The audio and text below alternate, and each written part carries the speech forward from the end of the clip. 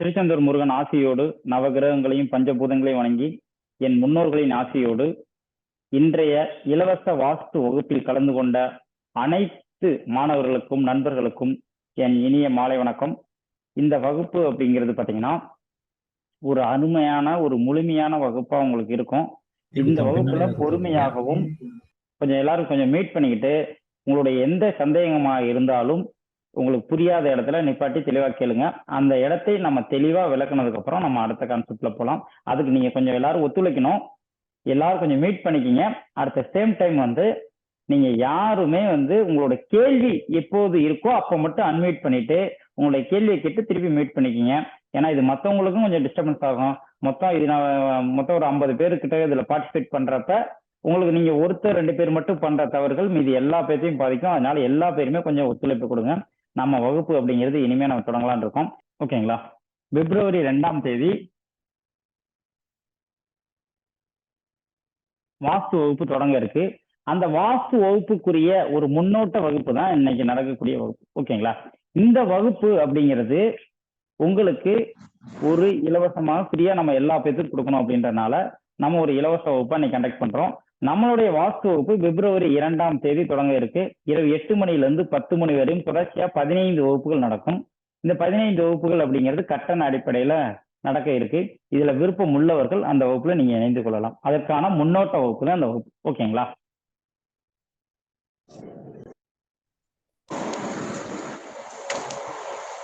கொஞ்சம் எல்லாம் மீட் பண்ணிக்கிங்க. இந்த வாஸ்து அப்படிங்கிறது என்ன? ஃபர்ஸ்ட் வாஸ்துங்கிறது உண்மையா பொய்யா அப்படிங்கிறது ரொம்ப பேத்துக்கு ஒரு டவுட் இருந்துகிட்டே இருக்கு.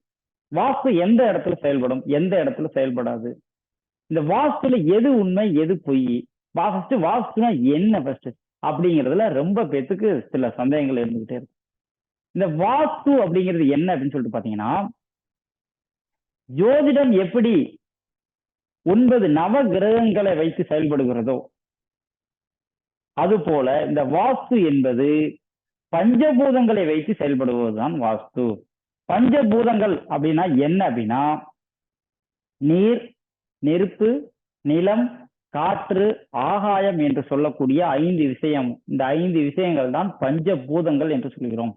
அதே மாதிரி வாஸ்துல நவகிரகங்களின் பங்கு உண்டு. நம்மளுடைய இடத்தில் இந்த 9 நவகிரகத்திற்குரிய இடமும் அந்த வாஸ்துல பங்கு இருக்கு. அப்ப எந்தெந்த இடத்துல யாருடைய ஆதிக்கம் இருக்கு, பஞ்சபூதங்களாக இருக்கட்டும் நவகிரகங்களாக இருக்கட்டும், யாருடைய இடத்தில் யாருடைய கிரகம் ஆதிக்கமாக இருக்கிறது. அதே போல ஜோதிடத்தில் வாஸ்துவுக்கும் ஜோதிடத்திற்கும் ஏதாவது ஒரு சம்பந்தம் இருக்கா, வாஸ்துல ஜோதிடத்தோட பங்கு என்ன, ஜோதிடம் இல்லாமல் வாஸ்து செயல்படுமா அப்படின்னு சொல்லிட்டு பல அற்புதமான தகவல்களை தான் நம்ம பார்க்கிறோம். சார் ஏன் சார் ஜோதிடம் வாஸ்துவோட இணைவு? சில பேர் என்ன சொல்றாங்கன்னா, வாஸ்து பாக்குறவங்க எல்லா பேருமே வாஸ்து மட்டும் வெறுமன பார்த்துட்டு ஜோதிடத்திற்கும் இதற்கும் சம்பந்தம் இல்லை அப்படின்னு சொல்றாங்க. சார் ஜோதிடத்தை இதையும் பார்க்காம நம்ம ஒரு விஷயத்த நம்ம முடிவே பண்ணக்கூடாதுன்னு ஏன் சொல்றோம் அப்படின்னு சொல்றது இந்த ஒரு அற்புதமான வகுப்பு. அப்ப வாஸ்துல எது சார் உண்மை, எது சார் பொய், எந்த விஷயத்த மாத்தினா நமக்கு தவறு நடக்குது, எந்த விஷயத்த மாத்தாம இருக்கும் பொழுது நமக்கு ஒரு சுபிட்சம் பெற்று ஒரு நல் வாழ்க்கை வருது அப்படிங்கறதுதான் நமக்கு இந்த இடத்துல நம்ம தெளிவான விஷயமா நம்ம சொல்ல இருக்கோம். அதுக்கு முன்னாடி கொஞ்சம் மீட் பண்ணிக்கோங்க. சார் எல்லா பேருமே திருப்பி சொல்ல வைக்காதீங்க, கொஞ்சம் மீட் பண்ணிக்கிங்க. நம்மளோட 2 மணி நேரம் அந்த வகுப்பு அப்படிங்கறத நீங்க ரொம்ப யூஸ் பண்ணிக்கோங்க. ஓகேங்களா? இப்ப இந்த உலகம், இந்த பிரபஞ்சம் அப்படிங்கிறது இந்த உலகம். ஓகேங்களா? இந்த பிரபஞ்சத்திற்கு தகுந்தாற் போல ஒரு வீட்டை அமைக்கும் பொழுது, வாஸ்துப்படி ஒரு நிலத்தை அமைக்கும் பொழுது, ஒரு தொழில் நிறுவனத்தை அமைக்கும் பொழுது, ஒரு அலுவலகத்தை அமைக்கும் பொழுது, அல்லது ஒரு வர்த்தகம் சார்ந்த ஒரு இடத்தை அமைக்கும் பொழுது, அந்த இடம், அந்த தொழில் நிறுவனம், அந்த வீடு அப்படிங்கிறது ஒரு சுபிட்சம் பெறுகிறது. எந்த ஒரு விஷயத்தையும் சரியான முறைப்படி அமைக்கும் பொழுது அது நமக்கு ஒரு சுபிட்சத்தை கொடுக்கிறது. இதுதான் ரொம்ப முக்கியம்.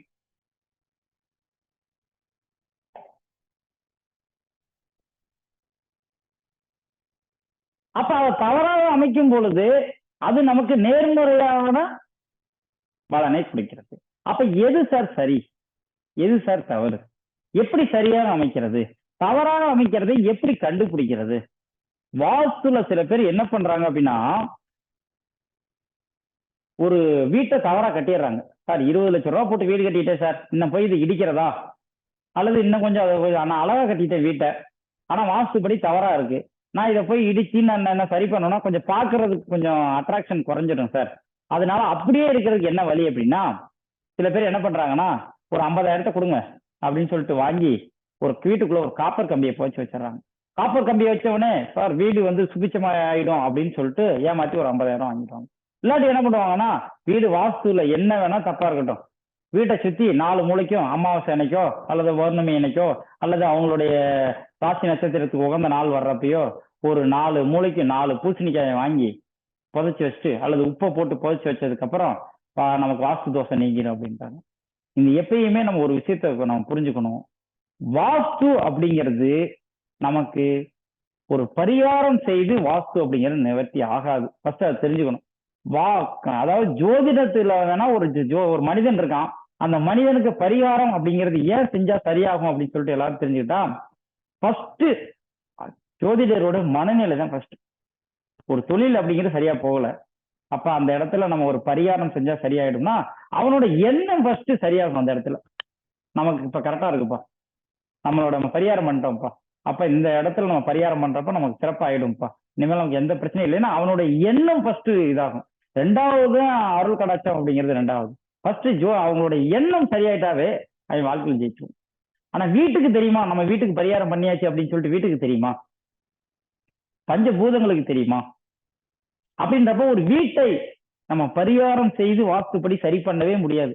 வீட்டை சரி பண்ணணும் அப்படின்னா ஒண்ணு வீட்டை இடிச்சு சரி பண்ணணும், அல்லது கட்டி சரி பண்ணணும், அல்லது அந்த வீட்டை நீங்க நினைக்கிற மாதிரி இந்த பூசணிக்காய் வச்சோ அல்லது வந்து காப்பர் கம்பியை போச்சோ சரி பண்ணவே முடியாது அப்படிங்கறத நீங்க தெரிஞ்சுக்கணும். ஒண்ணு வீட்டை இடிச்சு சரி பண்ணணும் அல்லது கட்டி சரி, ரெண்டு தான் பண்ணணும். வீட்டை தப்பா கட்டிட்டீங்க, பாத்ரூம் இங்க வரக்கூடாது, அப்ப என்ன பண்ணணும், அந்த பாத்ரூமை இடிச்சிடணும்.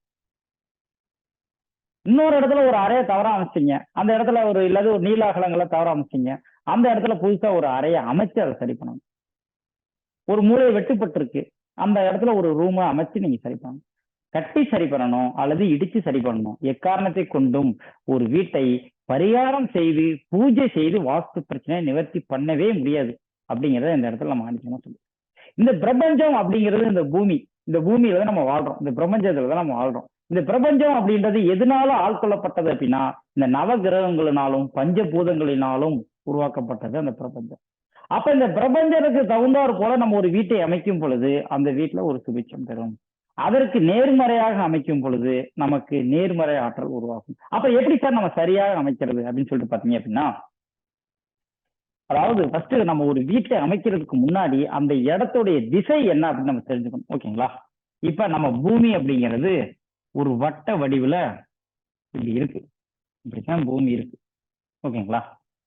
இந்த பூமிக்கு மேல இருக்க மேல் திசை அப்படிங்கிறது வடக்கு அப்படின்னு நம்ம தெரிஞ்சுக்கணும். அதுக்கு நேரா எதிராக கீழே இருக்க திசை தெற்கு அப்படின்னு அர்த்தம். இந்த வலதுபுறம் இருக்க திசை கிழக்கு அப்படின்னு அர்த்தம். அப்படியே இடதுபுறம் இருக்க திசை மேற்குன்னு அர்த்தம். சார் நான் பேசுறது கேக்குதுங்களா, இல்ல வீடியோ எல்லாமே கரெக்டா இருக்குங்களா? யாராவது ஒருத்தர் 2 பேர் பேசுங்க, ஏன்னா உங்களுக்கு கரெக்டா கேக்குது. எல்லாமே கிளியரா கேக்குது சார், எந்த பிரச்சனையும் கரெக்டா இருக்கு சார், எல்லாம் கரெக்டா இருக்கு. ஓகே சார், தேங்க்யூ சூப்பரா இருக்கு. Thank you sir. இப்ப நம்மளுடைய இந்த பிரபஞ்சம் அப்படிங்கிறதுல இந்த வடக்கும் கிழக்கும் சந்திக்கிற இந்த திசை அப்படிங்கிறது வடகிழக்கு திசை அப்படின்னு சொல்றோம்.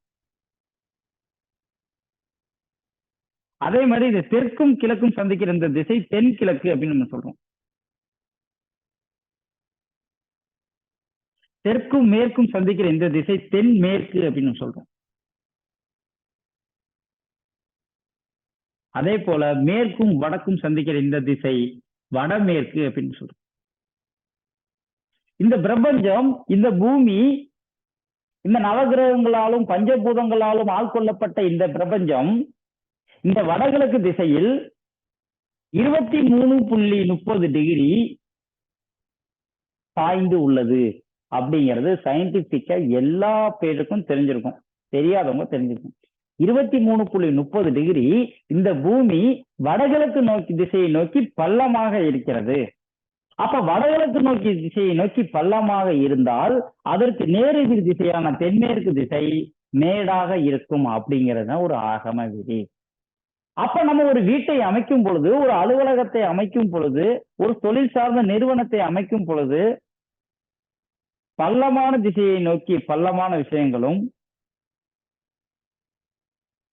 மேடான திசையை நோக்கி மேடான விஷயங்களும் பண்ணும் பொழுது சிறப்பா இருக்கும். சார் பள்ளத்துல என்ன அமைக்கலாம், மேட்ல என்ன அமைக்கலாம்? பள்ளம் அப்படிங்கிறது பாத்தீங்கன்னா ஒரு நீரோடை அப்படிங்கிறது மேட்டிலிருந்து பள்ளத்தை நோக்கி ஓடும் அப்படிங்கிறது இயற்கையோட விதிமுறை.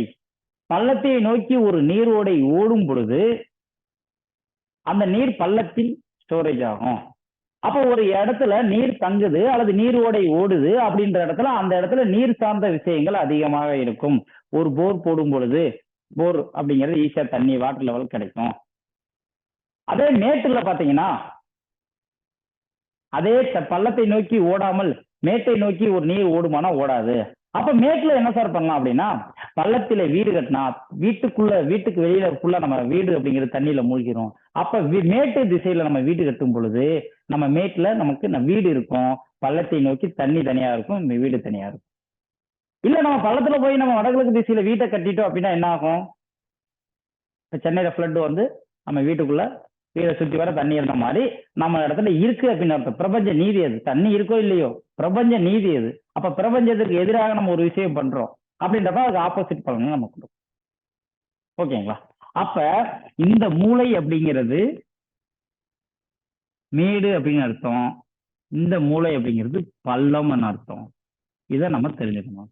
இந்த பிரபஞ்சப்படி வாஸ்து அப்படிங்கிறது ஏன் எதுக்கு அப்படிங்கிறது தான் இப்ப உங்களுக்கு ஒவ்வொன்றா நான் சொல்லிட்டு வந்துட்டு 23.5 டிகிரி வடகிழக்கு திசையில் இந்த பிரபஞ்சம் சாய்ந்து இருக்கும் பொழுது வடகிழக்கு திசையை நோக்கி வடகிழக்கு திசை அப்படிங்கிறது பள்ளமான திசையாக இருக்கிறது. அப்ப தென்மேற்கு திசை நேரெதிர் திசை மேடாக இருக்கிறது அப்படிங்கிறத நீங்க தெரிஞ்சுக்கணும். இதே விஷயத்தை நான் உங்களுக்கு சதுரமா போட்டு எக்ஸ்பிளைன் பண்றேன். இது அப்படியே இருக்கட்டும்.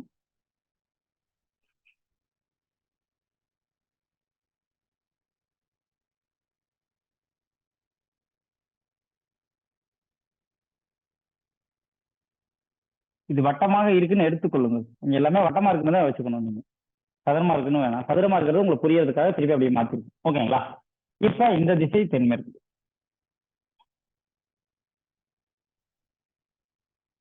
இப்ப இந்த பஞ்சபூதங்கள் அப்படின்னு சொன்ன நீர், நிலம், நெருப்பு, காற்று, ஆகாயம் சொல்லக்கூடிய இந்த 5 விஷயங்கள் அடிப்படையில தான் இந்த பஞ்சபூதங்கள் செயல்படுகிறது, வாஸ்து செயல்படுகிறது அப்படின்னு நம்ம சொன்னோம். இப்ப வடக்கு திசை, இது தெற்கு திசை, இது கிழக்கு திசை, இது மேற்கு திசை, இது தென்மேற்கு திசை, இது தென்கிழக்கு திசை, இது வடக்கும் கிழக்கும் சந்திக்கிற இந்த வடகிழக்கு திசை, மேற்கும் வடக்கும் சந்திக்கிறது வடமேற்கு திசை. திசைகள் அப்படிங்கிறது உங்களுக்கு முன்னாடியே நான் சொல்லிட்டேன். இப்ப நம்ம முதலே சொன்னோம், வடகிழக்கு திசையை நோக்கி இந்த பூமி அப்படிங்கிறது பள்ளமாக இருக்கிறது. அப்ப பள்ளமான இருக்கிற திசையில் நீரோடை அப்படிங்கிறது இருக்கும். பள்ளத்தை நோக்கி ஒரு நீரானது ஓடும். அப்ப நீர் சார்ந்த பகுதிகள் அப்படிங்கிறது வடகிழக்கு பகுதிகள் அப்படின்னு அர்த்தம். அப்ப நம்மளுடைய இடம் இப்படி இருக்கும் பொழுது இந்த இடத்தை 4 பகுதியாக இப்படி நம்ம பிரிக்கும் பொழுது இந்த பகுதி, இந்த வடகிழக்கு பகுதி நீருக்குரிய பகுதி அப்படின்னு நம்ம சொல்றோம். அப்ப பஞ்சபூதங்களில் நீருக்குரிய பகுதி அப்படிங்கிறது இந்த வடகிழக்கு மூலை.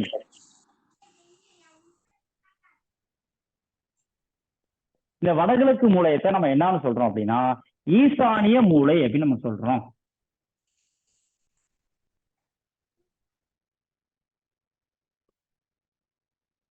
அல்லது சனி மூலை அப்படின்னு நம்ம சொல்றோம். ஈசானிய மூலை என்றாலும் சனி மூலை என்றாலும் ஒண்ணுதான். இதுதான் வடகிழக்கு மூலை. இந்த வடகிழக்கு மூலை நீருக்கான பகுதி, பஞ்சபூதங்கள்ல நீருக்கான பகுதி அப்படின்னு. அதற்கு நேர் எதிரான பகுதி நிலத்துக்குரிய பகுதி. வடகிழக்கு மூலைக்கு நேர் எதிரான இந்த பகுதி தான் நிலத்துக்குரிய பகுதி. அப்ப ஒரு இடத்துல தென்மேற்கு மூலையில தான் நம்ம வீடு கட்டணும். வடகிழக்கு மூலையில வீடு எக்காரத்தை கொண்டு கட்டக்கூடாது. ஏன்னா தென்மேற்கு மூலை தான் நிலத்துக்குரிய பகுதி. நிலத்துக்குரிய பகுதியில தான் நம்ம வீடோ கட்டிடமோ அலுவலகங்களோ எதா இருந்தாலும் தென்மேற்கு மூலையில தான் கட்டணும். இந்த தென்மேற்கு மூலையை நம்ம என்னன்னு சொல்றோம் அப்படின்னா நிறுதி மூலை அப்படின்னு சொல்றோம். எல்லாம் எழுதிக்கீங்க. தென்மேற்கு மூலையை நம்ம நிறுதி மூலை அப்படின்னு நம்ம சொல்றோம். அல்லது சில ஊர்ல கன்னி மூலை அப்படின்னு சொல்லுவாங்க, சில ஊர்ல குபேர மூலைன்னு சொல்லுவாங்க. தென்மேற்கு மூலை அப்படிங்கிறது கன்னி மூலையினாலும் தென்மேற்கு மூலை தான், குபேர மூலையினாலும் தென்மேற்கு மூலை தான் அப்படிங்கிறது எல்லாரும் தெரியும். அடுத்து இந்த வடமேற்கு மூலை அப்படிங்கிறது வாயு மூலைன்னு நம்ம சொல்லுவோம்.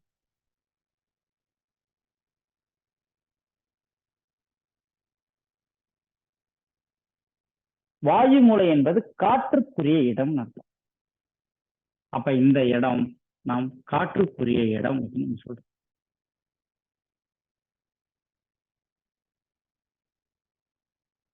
இந்த காற்றுக்கு நேர் எதிரான இந்த மூலை தென்கிழக்கு மூலை அப்படிங்கிறது நெருப்புக்குரிய மூலை அப்படின்னு சொல்றோம். ஓகேங்களா?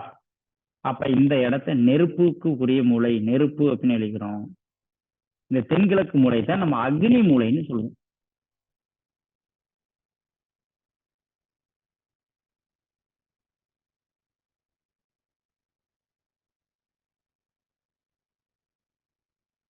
அடுத்து பாத்தீங்கன்னா இன்னொரு மட்டும் நம்ம பஞ்சபூதங்கள்ல 4 விஷயங்கள் சொல்லிட்டோம். என்னென்ன சொல்லியிருக்கோம்?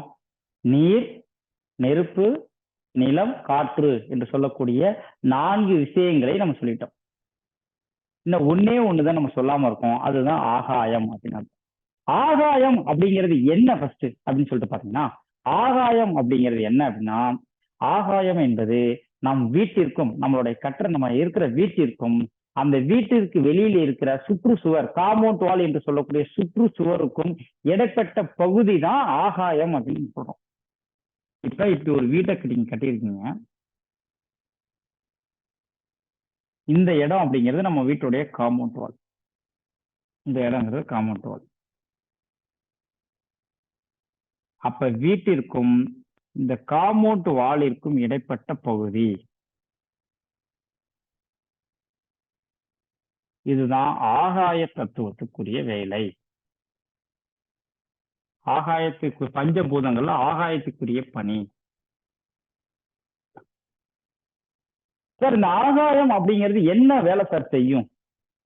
நீர் நீருக்குரிய வேலையை செய்யும், நெருப்பு நெருப்புக்குரிய வேலையை செய்யும், காற்று காற்றுக்குரிய வேலை செய்யும், நிலம் நிலத்துக்குரிய வேலை செய்யும்.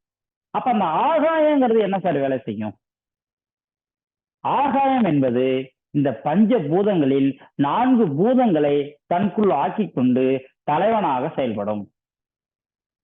எப்படி சார் அப்படி ஒரு தலைவனாக செயல்படுது அப்படின்னு சொல்லிட்டு பாத்தீங்கன்னா, அதாவது ஒரு வீட்டிற்கு ஒரு காவலாளி எப்படி வீட்டிற்குள்ள அனுமதி இல்லாமல், அவருடைய அனுமதி இல்லாமல் அந்நியர்களை உள்ள விடமாட்டாரோ, ஒரு வீட்டுக்கு ஒரு பாதுகாப்பா எப்படி இருப்பாரோ, அதே போல் ஒரு ராணுவ வீரன் எப்படி நாட்டுக்கு பாதுகாப்பா இருக்கானோ, அதே மாதிரி இந்த 4 பஞ்சபூதங்களில் 4 பூதங்களுக்கு தலைவனாக இருந்து இந்த ஆகாயம் என்று சொல்லக்கூடிய இந்த ஒரு பூதம் அப்படிங்கிறது இந்த 4 பூதங்களுக்கும் தலைவனாக இருந்து செயல்படும். எப்படி சார் அப்படின்னு சொல்லிட்டு பாத்தீங்கன்னா, இப்ப இப்படி ஒரு ரோடு போகுது. இந்த இடம் எல்லாம் தெரியுதுங்களா சார்? சார் இங்க நான் வரைஞ்சது தெரியுதுங்களா சார்? கொஞ்சம் தெரியுது சார், அதுதான் சார் தெரியுது சார், start தெரியுது சார், பண்ணிட்டு தெரியுது இருந்தேன், மெசேஜ் பண்ணிட்டு இருந்தேன். தெரியலைங்க சார். கொஞ்சம் ஜூம் பண்ணி காட்டுனீங்கன்னா தெரியும் சார். நான் என்ன வரையவே இல்லைங்க. இந்த இடம் உங்களுக்கு தெரியுதானே கேட்டேன். இது அழிச்சு நம்ம வரைய முடியாதுன்றதுனால கேட்டேன். கொஞ்சம் மீட் பண்ணி. தெரியுது சார், தெரியுது. ஓகே. இப்போ ஒன்னும் எக்ஸாம்பிளுக்கு தான் நான் சொல்றேன். இப்ப இந்த இப்படி ஒரு ரோடு போகுது. ரோடு போக வரப்ப இங்கன ஒரு பிளாட் இருக்கு, அதே மாதிரி இங்கன ஒரு பிளாட் இருக்கு, இப்படி ஒரு 2-3 பிளாட் இருக்கு. இந்த பிளாட் இருக்கிற இடத்துல இந்த இந்த நடுவில் இருக்கிற பிளாட் எடுத்துக்கும். நடுவில் இருக்கிற பிளாட்டுக்கு இது ஈசானி மூலை, இது வாயு மூலை, இது அக்னி மூலை, இந்த மூலை அப்படிங்கிறது நிருதி மூலை. இப்ப இந்த இந்த பிளாட்டுக்கு இந்த 2வது இந்த இதுக்கு அடுத்த பிளாட்டுக்கு இது ஈசானி மூலை, இது வாயு மூலை, இது நிருதி மூலை, இது அக்னி மூலை. அப்ப இந்த பிளாட்டுக்கு இது ஈசானிய மூலை. அப்ப போர் போடணும் அப்படின்னா நம்ம நீர் சம்பந்தப்பட்ட விஷயங்களை வடகிழக்கு திசையில பண்ணணும் அப்படின்னு சொல்லியிருக்கோம். அப்ப இந்த பிளாட்டுக்கு இவங்க வடகிழக்கு திசையில போர் போட்டாங்க அப்படின்னா இந்த பிளாட்டுக்காரங்களுக்கு இது வாயு மூலை ஆயிடும். அப்ப அவங்களுக்கு ஒரு பாதிப்பை ஏற்படுத்துமானா கண்டிப்பா ஏற்படும். இந்த பிளாட்டுக்காரங்களுக்கு இந்த பிளாட்டுக்காரங்களுக்கு ஏற்படுத்தாது, ஏன்னா அவங்க கரெக்டா ஈசானி மூலையில போட்டாங்க. ஆனா இந்த பிளாட்டுக்காரங்களுக்கு பாருங்க, இது வாயு மூலையில போர் இருக்கு. அப்ப வாயு மூலையில ஒரு போர் இருக்கப்ப கண்டிப்பா இவங்களுக்கு ஒரு பாதிப்பை ஏற்படுத்துமா அப்படின்னா கண்டிப்பா ஏற்படும். அப்ப நம்ம என்ன பண்ணணும் அப்படின்னா, இந்த நீர் என்கிற இந்த நீர் பஞ்சபூதங்கள்ல நீர் பூதம் அப்படிங்கிற இந்த நீர் தத்துவத்துக்குரிய இடத்தை இல்ல இருந்து நம்ம வாயு மூலை அப்படிங்கிறது பாதுகாக்கணும் அப்படின்னா, இந்த காம்பவுண்ட் வால் அப்படிங்கிற ஆகாய தத்துவம் வேலை செய்யும் பொழுது அது சுத்தி வர ஆகாய தத்துவம் அப்படிங்கிறது இருக்கும். இந்த ஆகாய தத்துவத்தை மீறி நம்ம வீட்டுக்கு பாதிப்பை ஏற்படுத்தாது. அதற்காகத்தான் வீட்டுக்கும் காம்பவுண்ட் வாலுக்கும் இடைப்பட்ட இடத்துல ஆகாய தத்துவம் வேலை செய்யும் பொழுது வெளியில இது சம்பந்தமா ஆகாய தத்துவம் சம்பந்தப்பட்ட ஒரு வேலை வேற ஒரு வீட்டுல ஒரு பிரச்சனை இருக்குன்னா அந்த பிரச்சனை நமக்கு பாதிப்பை ஏற்படுத்தாது. அது எப்ப? வீட்டுக்கு சுத்தி வர காம்பவுண்ட் வால் இருக்கிறப்ப. காம்பவுண்ட் வால் இல்லைன்னா ஆகாய தத்துவம் வேலை செய்யாது, கண்டிப்பா இது சார்ந்த பிரச்சனைகள் ஏற்படும். இதற்காகத்தான் இந்த ஆகாய தத்துவத்துக்குரிய வேலை அப்படிங்கிறது நம்ம சொல்றோம். ஓகே, இப்ப நம்ம பஞ்சபூதங்கள் அப்படிங்கிறது 4 திசைகள்ல எங்க எங்க யாரோடைய ஆதிக்கம் அப்படிங்கிறது இருந்துச்சு அப்படின்னு சொல்லிட்டு இப்ப நம்ம பார்த்தோம். அடுத்து நவ கிரகங்கள் ஒரு இடத்துல வாஸ்துப்படி நவ கிரகங்கள் எங்க இருக்கு அப்படின்னு இந்த இடத்துலதான் ஜோதிடம் வாஸ்து அப்படிங்கிற ஒரு விஷயம் அற்புதமான விஷயங்கள் அப்படிங்கிறது இணையுது அப்படின்னு சொல்றோம். இப்ப இந்த நவ கிரகங்களை பத்தி கொஞ்சம் நம்ம சொல்லி பார்த்தோம்.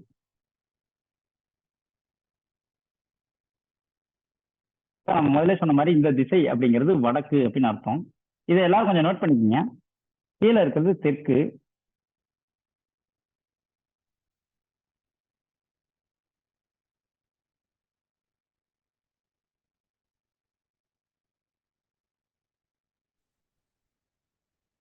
கிளாஸ் எடுத்திருக்கேன் பார்த்துருக்கேன். நேரடியாக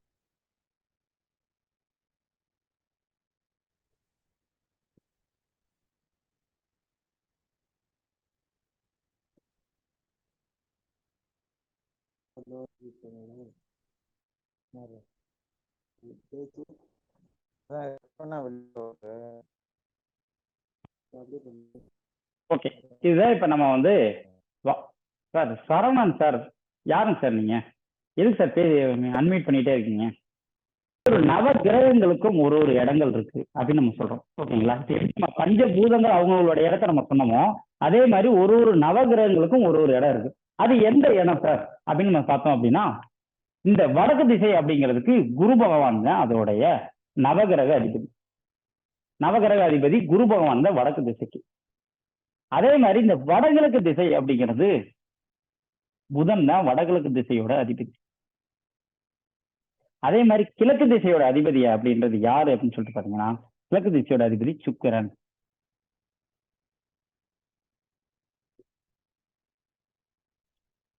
தென்கிழக்கு திசையோட அதிபதி யாருன்னா சந்திரன்.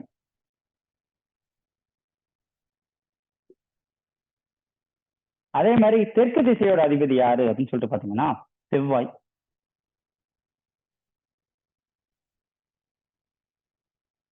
அதே தென்மேற்கு திசையோடைய நவகிரக அதிபதி யாரு அப்படின்னு சொல்லிட்டு பாத்தீங்கன்னா ராகு. சீனிவாசன் சார், தயவுசெய்து கோச்சிக்காதீங்க, உங்களை நான் வகுப்பு விட்டு ரிமூவ் பண்றேன்.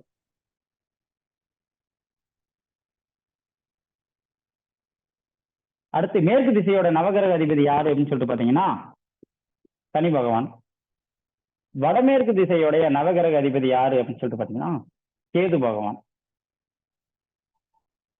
ஓகே, இப்ப நம்ம 9 நவகிரகங்கள்ல 8 நவகிரகங்களை நம்ம பார்த்துட்டோம். இதுதான் அவங்களுடைய இடம் அப்படின்னு சொல்றோம். இப்ப கிழக்கு திசையா சுக்கிரன் தான், தெற்கு திசையா செவ்வாய் தான், அதே தென்மேற்கு திசையா மேற்கு திசையா சனி பகவான் தான், தென்மேற்கு மூலையா ராகு பகவான் தான். இன்னொரு விஷயம் என்னன்னா, நம்ம பார்க்காத ஒரே ஒரு கிரகம் அப்படிங்கிறது சூரியன். சூரியனுடைய இடம் அப்படிங்கிறது என்ன? வாஸ்துல நம்மளுடைய இடத்துல சூரியனுடைய இடம் அப்படிங்கிறது என்ன அப்படின்னு சொல்லிட்டு பாத்தீங்கன்னா, இந்த வடகிழக்கும் தென்மேற்கும் சந்திக்கிற இந்த மூலைக்கு ஒரு லைன் போட்டுருங்க. அதே மாதிரி இந்த வடமேற்கும் தென் கிழக்கும் சந்திக்கிற இந்த மூலைக்கு ஒரு லைன் போட்டுருங்க. இது ரெண்டுக்கு லைன் போட்டீங்கன்னா நடுவுல சந்திக்கிற இந்த மைய புள்ளி இருக்கு பாத்தீங்களா, இதற்கு பெயர் தான் பிரம்மஸ்தானம் அர்த்தம். இந்த பிரம்மஸ்தானம் அப்படிங்கிற ஒரு அற்புதமான இடத்திற்கு அதிபதி சூரிய பகவான்.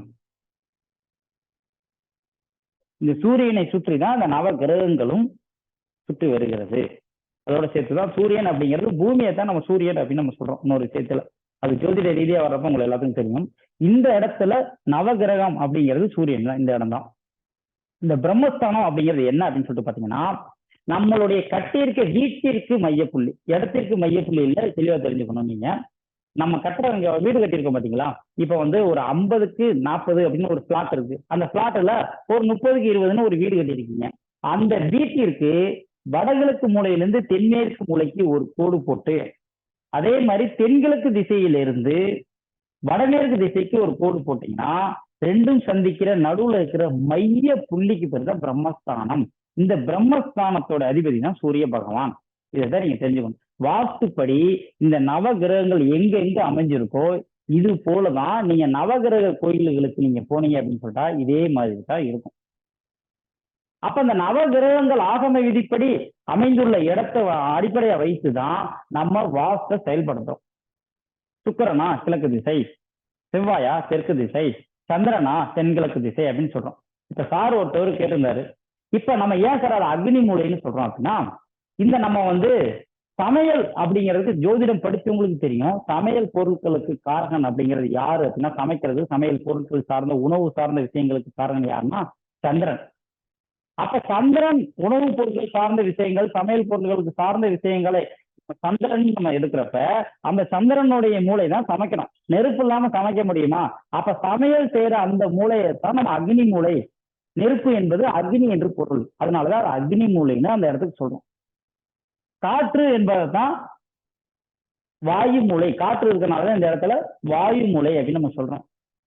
ஈசானிய மூளை அப்படிங்கிறது ஏன்னா அது லட்சுமி கடாட்சமான இடம், ஈசனுடைய மூளை அப்படின்னு சொல்றோம். நம்ம தெய்வீகமான இடம் அப்படின்னாலதான் ஈசானிய மூளை அப்படின்னு சொல்றோம்.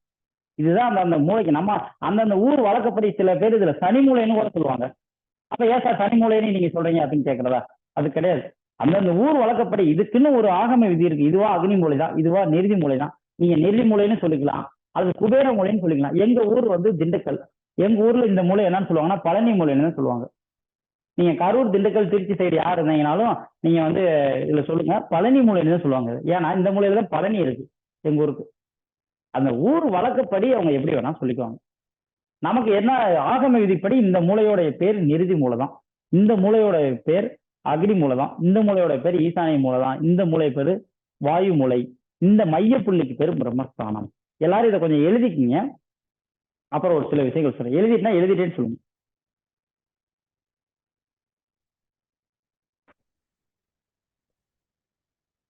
சார் நீங்க சொல்ல எழுதிட்டேன் சார் எல்லாருமே. ஓகே சார், சிறப்பு.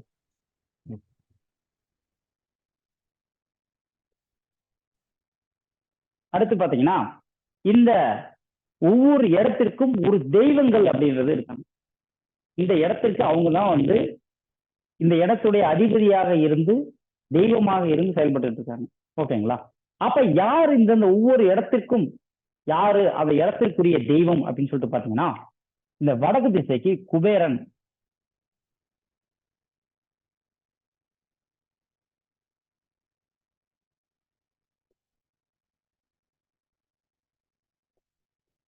வடக்கு திசையோட தெய்வம் அப்படிங்கிறது யாருன்னு பாத்தீங்கன்னா குபேரன். கிழக்கு திசைக்கு இந்திரன்,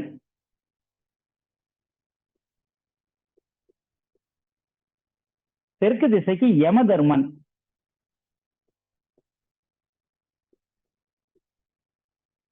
மேற்கு திசைக்கு வருணன்,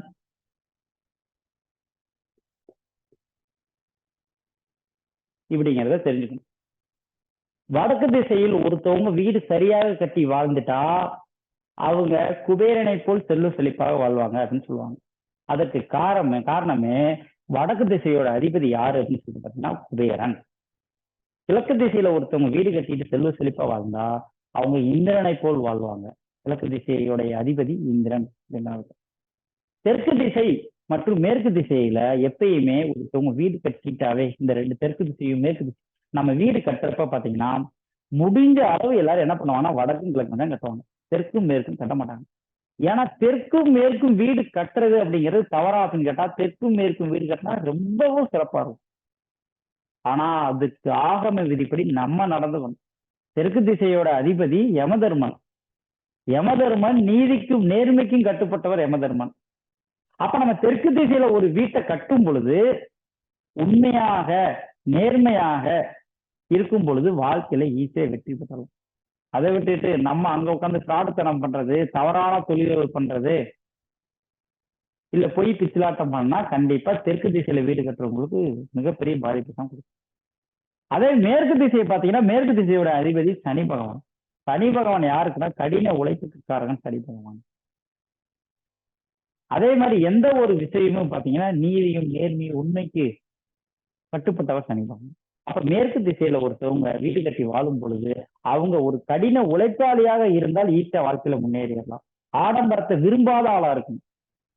சனி பகவான் அப்படின்றவர் யாருன்னா ஆடம்பரத்தை விரும்ப மாட்டார். அப்ப ஆடம்பரத்தை விரும்பாம ஒரு கடின உழைப்பாளியாக இருக்கும் பொழுது விரைவில் முன்னேறலாம். அவங்க தேவையில்லாத செலவுகள் பண்ணிட்டு ஆடம்பரமா வாழணும் அப்படின்னு சொல்லிட்டு வாழ்ந்துட்டு ஒரு சோம்பேறியா இருக்கும் பொழுது கண்டிப்பா முன்னேற முடியாது அப்படிங்கிறத நம்ம தெரிஞ்சுக்கணும். ஓகேங்களா? இப்ப இதெல்லாம் நோட் பண்ணிட்டீங்களா? இது அழிச்சிடலாங்களா? சரி, அழிச்சிடலாங்களா? யாருக்காவது இது சந்தேகம் இருந்தா ஏதாவது இருந்தா சொல்லுங்க. அழிச்சிடணும்னா அடுத்த சப்ஜெக்டுக்குள்ள போயிடலாம். அடுத்த சப்ஜெக்ட் போலாம் சார். Okay sir, thank you.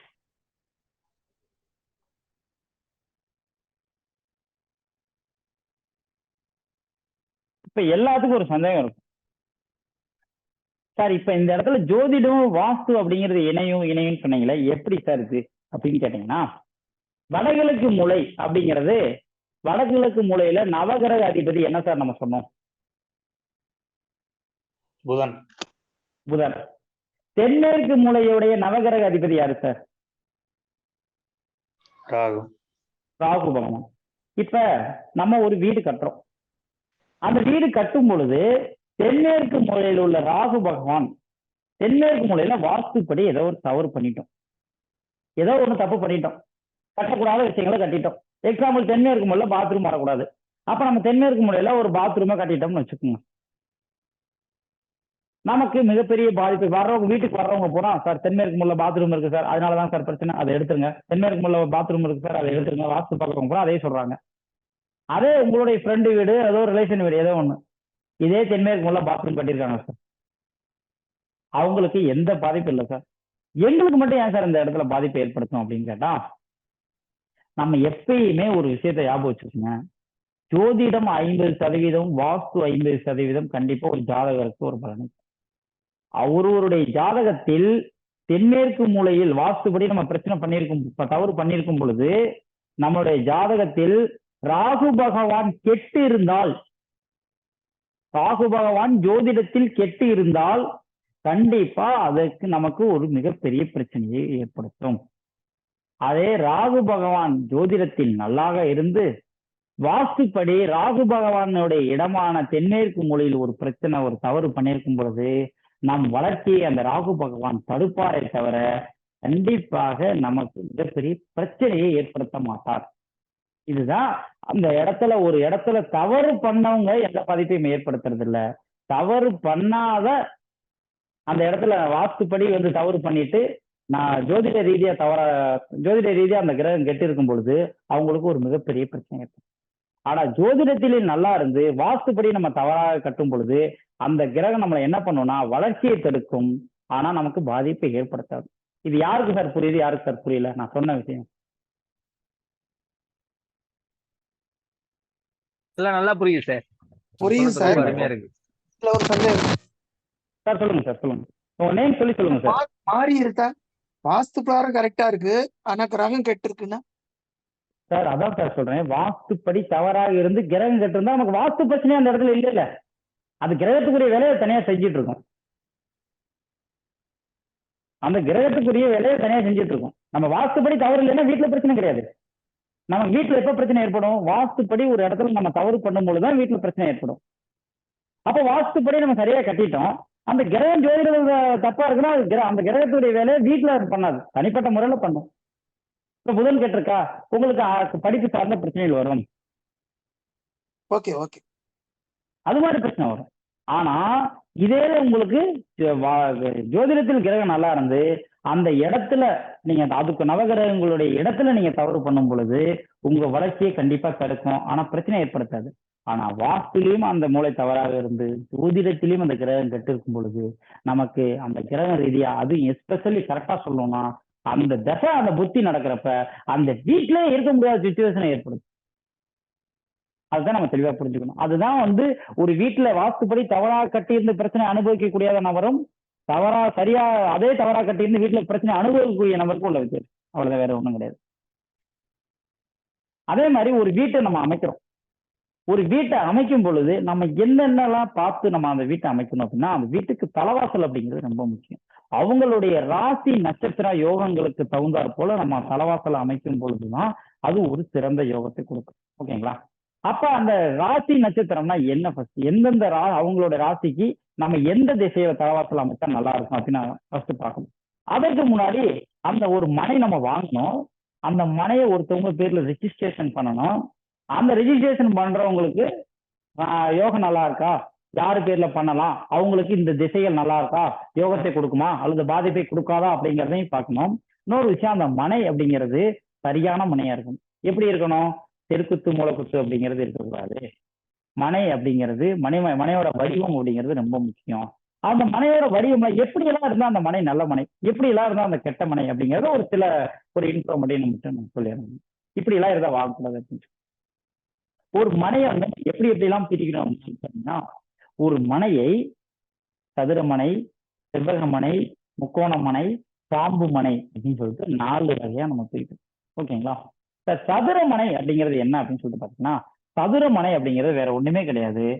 20 அடி நீளம் இருக்கா, அதே மாதிரி அந்த மனைக்கு 20 அடி அகலம் இருக்கும்.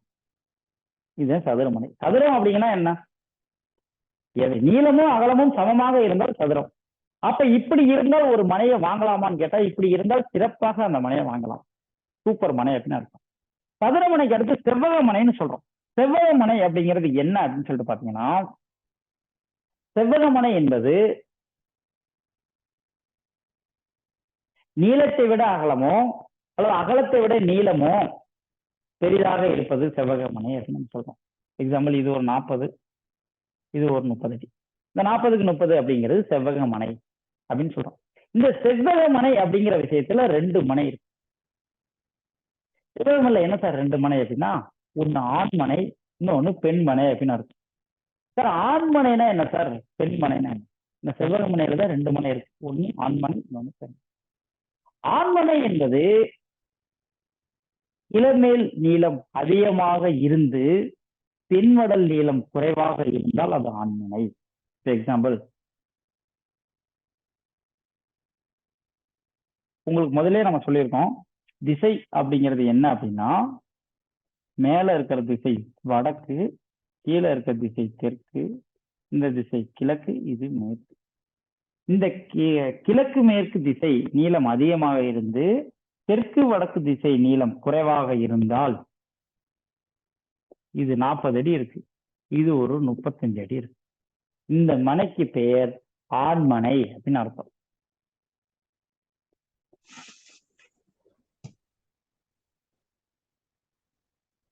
அதே பெண்மனை அப்படிங்கிறது என்ன அப்படின்னு சொல்லிட்டு பாத்தீங்கன்னா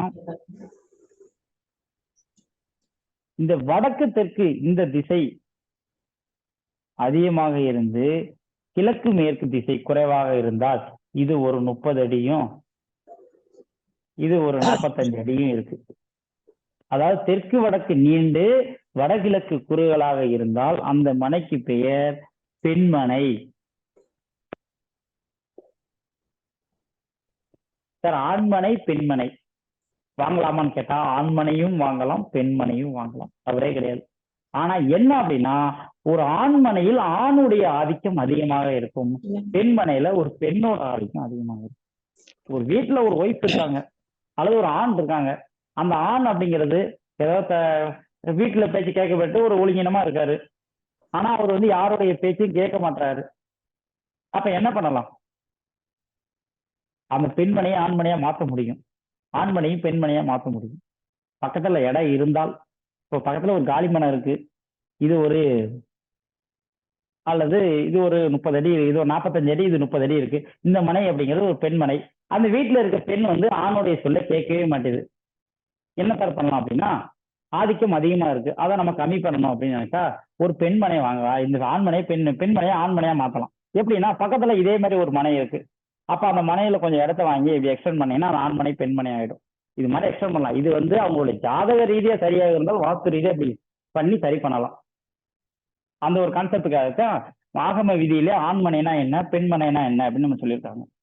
அப்ப 2 மனையும் வாங்கலாமான்னு கேட்டா 2 மனையும் வாங்கலாம். ஆண்மனையும் வாங்கலாம், பெண்மனையும் வாங்கலாம், எந்த தவறும் கிடையாது. அடுத்து முக்கோண மனை அப்படின்னு நம்ம சொல்றோம். முக்கோண மனை அப்படிங்கிறது என்ன அப்படின்னா, 4 திசைகளில் ஒரு திசை இல்லாமல் 3 திசைகள் மட்டும் இருந்தால் அந்த மனைக்கு பெயர் முக்கோண மனை என்று பெயர். இப்ப 4 திசைகள்ல இப்படி ஒரு மனை இருக்கு, அல்லது இப்படி ஒரு மனை இருக்கு. இதெல்லாம் பாத்தீங்கன்னா கார்னர் பிளாட்டா வரும். இப்படி இருக்குமான்னு கேட்டா நீங்க என்ன சார் இப்படி இல்லாம பிளாட் இருக்குன்னு கேட்கக்கூடாது. கண்டிப்பா கார்னர் பிளாட்லாம் பாத்தீங்கன்னா இப்படித்தான் இருக்கும். அந்த கார்னர் பிளாட் இருக்கிறதுல ரேட்டு கம்மியா கொடுப்பாங்க. அதனால போய் எல்லாரும் வாங்கிடுவாங்க. சார் இந்த ரேட்டு, இது நம்ம ஸ்கொயர் ஃபீட் இடமும் அதிகமா இருக்கு, சென்ட் அங்க 5 லட்ச ரூபா சொல்றாங்க, இங்க 2 லட்சம் தான் சார் சொல்றாங்க அப்படின்னு சொல்லிட்டு. ஏன் அப்படின்னா, இந்த முக்கோண மனையை வாஸ்துப்படி யாருமே வாங்கக்கூடாது, வாங்கவும் மாட்டாங்க. அதனாலதான் கம்மியான ரேட்டுக்கு தர்றது. எப்பயுமே முக்கோண மனையாக இருக்கும் பொழுது அந்த பிளாட்டை நம்ம கண்டிப்பா வாங்கக்கூடாது. இதெல்லாம் ஏன் சொல்றோம்னா, எந்த பிளாட்டை வாங்கலாம் எந்த பிளாட்டை வாங்கக்கூடாது அப்படிங்கிறதுக்காக நம்ம சொல்லிட்டு இருக்கோம். முக்கோண மனை என்பது நம்ம வாங்கக்கூடாத பிளாட். சதுரமனை வாங்கலாம், செவ்வக மனை வாங்கலாம், முக்கோண மனை என்பது வாங்கக்கூடாது. இதுக்கு பேர் தான் முக்கோண மனை என்று சொல்றோம். அடுத்த மனை பாம்பு மனை அப்படின்னு சொல்றோம். சார் பாம்பு மனை அப்படிங்கன்னா என்ன? ஃபர்ஸ்ட் பாம்பு எப்படி இருக்கும் அப்படின்னு சொல்லிட்டு பாத்தீங்கன்னா, பாம்பு ஃபர்ஸ்ட் நீளமா இருக்கும். அகலத்தை விட நீளம் அதிகமாக இருக்கிறதா பாம்பு அப்படின்னு. அப்ப அந்த பாம்பு மனை, வீட்டுல பாம்பு மனை என்பது என்னன்னா 1:3 ரேஞ்சுக்கு மேல இருந்தா அந்த மனைக்கு பெயர் பாம்பு மனை. 1:3 அப்படின்னா 1னா 10 அடி, எக்ஸாம்பிள் 20 அடி இருக்குன்னு வச்சுக்கோங்களேன், இதோட 3 மடங்கு 60 அடி வரை இருந்தா வாங்கலாம். இப்ப எக்ஸாம்பிள் இது ஒரு 20 அடி இருக்கு,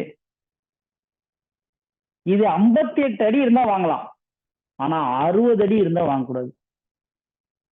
இல்லது 62, 60 அடிக்கு மேல 1 அடி எக்ஸ்ட்ரா இருந்தா கூட அது பேர் பாம்பு மனை தான். ஒரு மனைக்கு அதன் அகலத்தை விட நீளமோ அல்லது நீளத்தை விட அகலமோ 3 மடங்கிற்கு மேல் இருக்கும் பொழுது கண்டிப்பாக அந்த மனையை நான் வாங்கக்கூடாது. அந்த மனையின் பெயர் தான் பாம்பு மனை. இப்ப நம்ம சதுரமனை வாங்கலாம், செவ்வக மனை வாங்கலாம், ஆனா முக்கோண மனையோ பாம்பு மனையோ கண்டிப்பா வாங்கக்கூடாது. இந்த இப்படி வந்து 58 அடி இருந்துட்டாவே இந்த மனைக்கு பேர் செவ்வக மனை ஆயிடும். ஓகேங்களா? 60 அடிக்கு மேல இருந்தா பாம்பு மனை ஆயிடும். அப்ப பாம்பு மனையை கண்டிப்பா வீட்டுல வாங்கக்கூடாது. சார் இது யாருக்கு சார் புரிஞ்சு, யாருக்கு சார் புரியல? சார் புரியாதவங்க மட்டும் கொஞ்சம் வாங்க சார். சார் 70க்கு 30ன்றது பாம்பு மனையா சார்? 70க்கு 30 பாம்பு மனை கிடையாது சார். 90 அடிக்கு மேல இருந்தா சார் பாம்பு மனை. அது 30 அடி இருக்குல்ல சார், அகலம் 30 அடி இருக்கு சார். அதான் 30 அடி இருக்கிறப்ப அதோட 3 மடங்குங்கிறது 90 அடி சார். அப்ப 90 அடிக்கு மேல இருந்தா அது வந்து பாம்பு மனை சார். 70க்கு 30 அப்படிங்கிறது செவ்வக மனை. Thank you sir. சார் ஒரு கேள்வி இருக்கு சார். சொல்லுங்க சார். ஃப்ரண்ட்ல வந்து கொஞ்சம் அகலமா இருந்து பின்னாடி குறுகி இருந்தா பாம்பு மனைன்னு எங்க பக்கத்துல சொல்றாங்க. அத பாம்பு மனை அப்படிங்கிறது அது கிடையாது சார். பாம்பு மனைங்கிறது 1:3 ரேஞ்சில் இருந்தா பாம்பு மனை. அந்த மாதிரி இருந்தா சார் ஃப்ரண்ட்ல அகலமா இருந்து பின்னாடி குறுகி, முன்னாடி வந்து 20, அது வந்து பின்னாடி ஒவ்வொரு 15. திசைகளுக்கும் ஒரு ஆகம விதின்னு இருக்கு சார். எப்படின்னு வச்சுக்கோங்களேன், இப்ப நீங்க சொல்றது எப்படி இருக்கு அப்படின்னா இப்படி இருக்கும். கரெக்டுங்களா சார்? ஆமா சொல்லுங்க. இப்படித்தானே சார் இருக்கு. இல்ல ஃப்ரண்ட்ல வந்து ஒரு உதாரணத்துக்கு சொல்றேன், 30 அடி ஃப்ரண்ட், பின்னாடி வந்து 20 அடி. ஃப்ரண்ட்டை விட பின்னாடி கம்மியா இருக்கு. கம்மியா இருக்கு. எந்த திசை பார்த்த மனை சார் அது? அந்த வடக்கு பார்த்த திசை சார். வடக்கு பார்த்த திசை மனை. இது 30 அடி இருக்கு, இது 20 அடி இருக்குன்னு சொல்றீங்க. ஆமா, அது மேற்கு 30 போட்டீங்களா, அது ரோடு, மேல ரோடு, மேல, அதே மேல ரோடு. வடக்கு பார்த்த மனைனா இந்த பக்கம் தானே ரோடு போகும். அதான் இதுதான் சார். இப்படி இருக்கிறப்ப நமக்கு ஒரு விதிமுறை இருக்கு. எப்பயுமே ஒரு விஷயத்தை ஞாபகம் வச்சுக்கணும். நமக்கு மனை அப்படிங்கிறது செவ்வக மனை அப்படிங்கிறதுனால நமக்கு இந்த பக்கம் 20 அடினா இந்த பக்கம் கரெக்டா 21 அடி இருக்காது. இப்போ இது 20 அடினா இந்த பக்கம் 21 அடியே இருக்காது, 20 அடியே இருக்காது. இந்த பக்கம் 15 அடினா இந்த பக்கம் 15 அடியாவே இருக்காது. இங்க 15 அடி இருக்குன்னா இங்கிட்ட ஒரு 17 அடி இருக்கும். இங்க வந்து ஒரு 25 அடி இருக்குன்னா இங்கிட்ட ஒரு 35 அடி இருக்கும். இப்படித்தான் இருக்கும். கரெக்டா எக்ஸாக்டா 20னா அங்கிட்டு 20, இங்கிட்டு 15னா இங்கிட்டு 15, இங்கிட்டு 35 இங்கிட்டு 35, அப்படி இருக்கவே இருக்காது எப்பயுமே. அப்ப ஒரு குறிப்பிட்ட அளவு அப்படிங்கிறது மாறிட்டே இருக்கும். எப்பயுமே ஒரு பிளாட் அப்படிங்கிறது 1 அடி 2 அடி 5 அடி அப்படிங்கிறது மாறிட்டே இருக்கும். அப்ப மாறி இருக்கும் பொழுது அதை வாங்கலாமான்னு கேட்டா அதற்குன்னு ஒரு டிகிரி அளவுகள் இருக்கு. அந்த டிகிரி அளவுகளை நம்ம வந்து டிகிரி கேம்பஸை வச்சு ஃபிக்ஸ் பண்ணி தான் வாங்கணும். எப்படி அப்படின்னு கேட்டீங்கன்னா, இந்த வடகிழக்கு திசை அப்படிங்கிற இந்த திசை, இது வடகிழக்கு திசை, இதுதான் வடகிழக்கு திசை. ஒரு இடம் இருக்கு, இடத்துடைய இது வடகிழக்கு திசை, இது வடமேற்கு திசை, இது தென்மேற்கு திசை, இது தென்கிழக்கு திசை. இப்படி இந்த 4 திசைகள் இருக்கும்பொழுது இந்த வடகிழக்கு திசையும் இந்த வடமேற்கு திசையும் 18 டிகிரி வரை வளர்ந்து இருந்தால் அதை வாங்கலாம். 18 டிகிரி வரை வளர்ந்து இருந்தால் அதை வாங்கலாம். 18 டிகிரி எப்படி கண்டுபிடிக்கணும்னா, அந்த இடத்துல கேம்பஸ் திசை காட்டும் கருவி இல்லாமல் வாஸ்து என்பது இல்லை. திசை காட்டும் கருவியை வைத்துத்தான் ஒரு இடத்துல வந்து இது வடக்கு பார்த்த வீடா இல்ல தெற்கு பார்த்த வீடான்னு நம்ம சொல்லணும். அனுமானத்துல சொல்லவே கூடாது. அப்படி இருக்கும் பொழுது இந்த வடமேற்கு மூலை அப்படிங்கிற வடகிழக்கு மூலை 18 டிகிரி வரை வளர்ந்து இருக்கும் பொழுது நம்ம கண்டிப்பாக அந்த மனையை வாங்கலாம். 18 டிகிரிக்கு மேல இருந்தா வாங்கணும். அதே மாதிரி இந்த வாயு மூலை அப்படிங்கிறதும் 18 டிகிரி வரை வளர்ந்து நீண்டு இருந்தாலோ குறுகியிருந்தாலோ வாங்கலாம். அதற்கு மேல் இருக்கும் பொழுது வாங்கக்கூடாது. அதே மாதிரி இந்த அக்னி மூலை என்பது 12 டிகிரி, அக்னி மூலையும் நிருதி மூலையும் 12 டிகிரி வரை வளர்ந்து இருந்தாலோ குறுகி இருந்தாலோ வாங்கலாம். அதற்கு மேல் அல்லது குறுகி இருந்தாலோ அதற்கு மேல் நீண்டு இருந்தாலோ கண்டிப்பாக அந்த மனையை வாங்கக்கூடாது. அவ்வளவுதான் அளவு.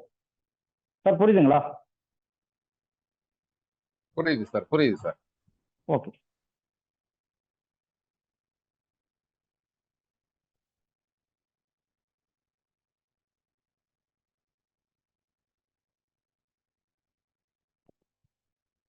இப்ப அடுத்து நம்ம வந்து ஒரு மனை அப்படிங்கிறது எந்த மனை அப்படிங்கிறது சூஸ் பண்ணிக்கணும். அதை ஒருத்தவங்க பேர்ல ரெஜிஸ்ட்ரேஷன் பண்ணணும். யாரு பேர்ல ரெஜிஸ்ட்ரேஷன் பண்ணலாம், யாரு பேர்ல பண்ணக்கூடாது அப்படிங்கிறது ரொம்ப முக்கியம். ஒண்ணு. இன்னொரு விஷயம், ஃபர்ஸ்ட் அவங்களுக்கு எந்த திசை பார்த்த மனை அப்படிங்கிறது யோகத்தை கொடுக்கும், எந்த திசை பார்த்த மனை வாங்கக்கூடாது அப்படிங்கிறத நம்ம முடிவு பண்ணணும். ஒவ்வொருத்தவங்களுக்கும் இப்ப வடக்கு பார்த்த திசை அப்படிங்கிறது ஒரு பிளாட் வாங்குறீங்க. அப்ப அந்த வடக்கு பார்த்த திசை அவங்களுக்கு யோகத்தை கொடுத்தா தான் அந்த மனையை வாங்கணும். பிரச்சனை கொடுக்குற இடத்துக்கு போய் நீங்க வடக்கு பார்த்த திசையை வாங்கிடக்கூடாது. அவங்களுக்கு எந்த திசை யோகத்தை கொடுக்குமோ அந்த திசை பார்த்த மனையை தான் வாங்கணும். நல்லவன்ட்ட போறோமோ இல்லையோ கெட்டவன்ட்ட போயிடக்கூடாது. அப்ப பாதகத்தை செய்யக்கூடிய திசைக்கு போயிடவே கூடாது. அப்ப எது சார் யோகத்தை கொடுக்கும், எது பாதகத்தை கொடுக்கும் அப்படிங்கிறத இந்த இடத்துல நம்ம ஜோதிடத்தை வைத்து வாஸ்து நம்ம சொல்ல இருக்கோம். ஓகேங்களா? எல்லாரும் ஒரு ராசி கட்டம் அப்படிங்கிறது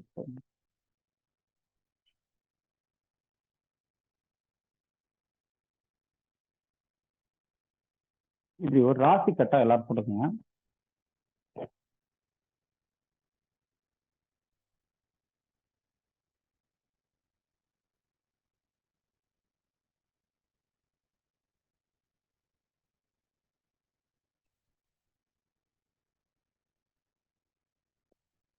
சார் இதுல ஜோதிடம் அப்படிங்கறத தெரியாதவங்க யாராவது இருக்கீங்களா?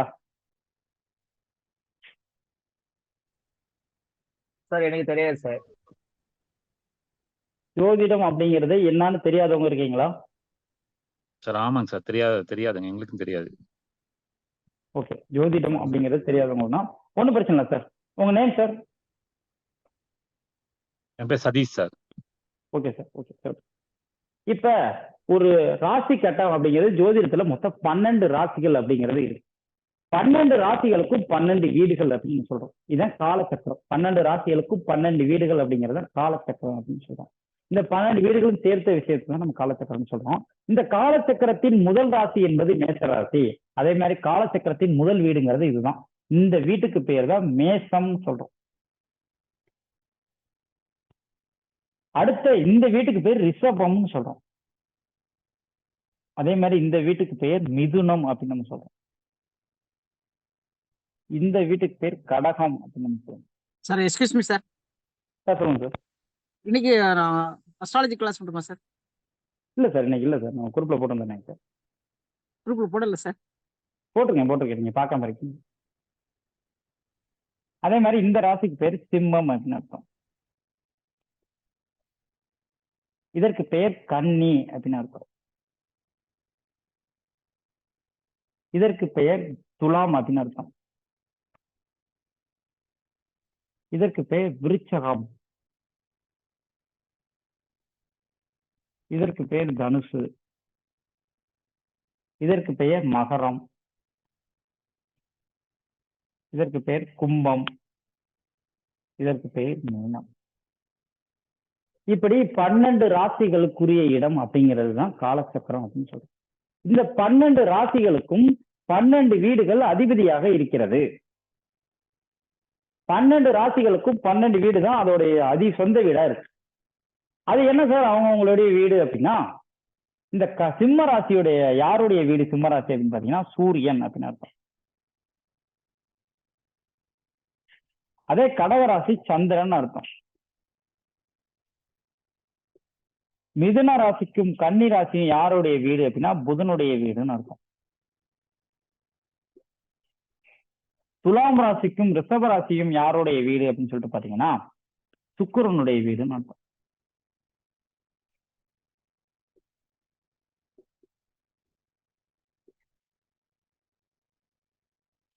விருச்சிகத்துக்கும் மேசமும் யாருடைய வீடு அப்படின்னு சொல்லிட்டு பாத்தீங்கன்னா செவ்வாயோடைய வீடு. அதே மாதிரி மீனத்துக்கும் தனுசும் குரு பகவானுடைய வீடு. கும்பத்துக்கும் மகரதும் யாருடைய வீடு அப்படின்னு சொல்லிட்டு பாத்தீங்கன்னா சனி பகவானுடைய வீடு அப்படிங்கிறத நம்ம சொல்றோம். அடுத்து இந்த ராசிகளை நம்ம பாதக ஸ்தானம் அப்படின்னு சொல்லிட்டு ஒரு கிரகத்திற்கு ஒரு இடம் பாதகம் செய்யக்கூடிய இடம் அப்படின்னு சொல்லிட்டு நம்ம நிர்ணயம் செய்யறோம். அப்ப ஒரு ராசிகளுக்கும் பாதகம் செய்யக்கூடிய இடம் எது அப்படின்னு நம்ம நிர்ணயம் செய்யணும் அப்படின்னா இந்த ராசிகளை நாம் 3 வகையாக பிரிக்க வேண்டும். 3 வகையாக பிரிச்சுதான் அதற்கு பாதகம் செய்யக்கூடிய இடம் எது அப்படின்னு சொல்லிட்டு நம்ம ஐடென்டிஃபை பண்ணணும். அப்ப அந்த 3 வகையாக நம்ம எப்படி பிரிக்கிறோம் அப்படின்னு சொல்லிட்டு பாத்தீங்கன்னா சரம் அப்படிங்கிறது பிரிக்கிறோம், சிரம் அப்படின்னு பிரிக்கிறோம், உபயம் அப்படின்னு சொல்லிட்டு பிரிக்கிறோம்.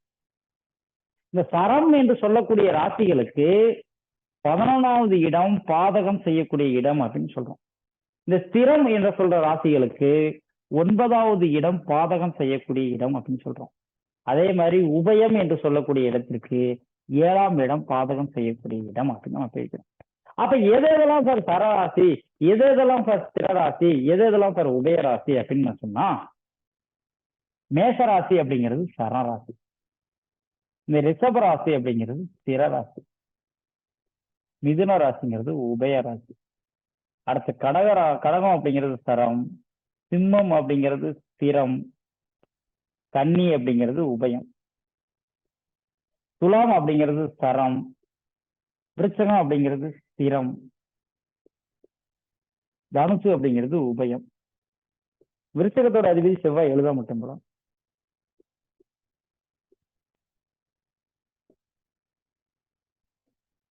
அதே மாதிரி மகரம் அப்படிங்கிறது சரம், கும்பம் அப்படிங்கிறது ஸ்திரம், மீனம் அப்படிங்கிறது உபயம்.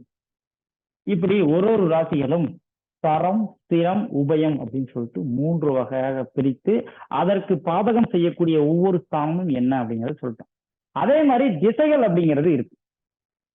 திசைகள் அப்படிங்கிறது என்ன அப்படின்னு சொல்லிட்டு பாத்தீங்கன்னா ஒரு ராசிகளுக்கும் ஒரு திசை அப்படிங்கிறது இருக்கு. அப்ப ஒரு ராசிகளுடைய திசை என்ன சார் அப்படின்னு சொல்லிட்டு பாத்தீங்கன்னா இந்த மேசராசி அப்படின்னு சொல்லக்கூடிய இடம் அப்படிங்கிறது பாத்தீங்கன்னா கிழக்கு திசை,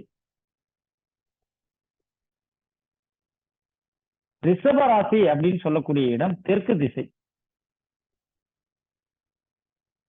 மிதுன ராசி அப்படிங்கிறது என்ன திசை அப்படின்னு சொல்லிட்டு பாத்தீங்கன்னா மேற்கு திசை,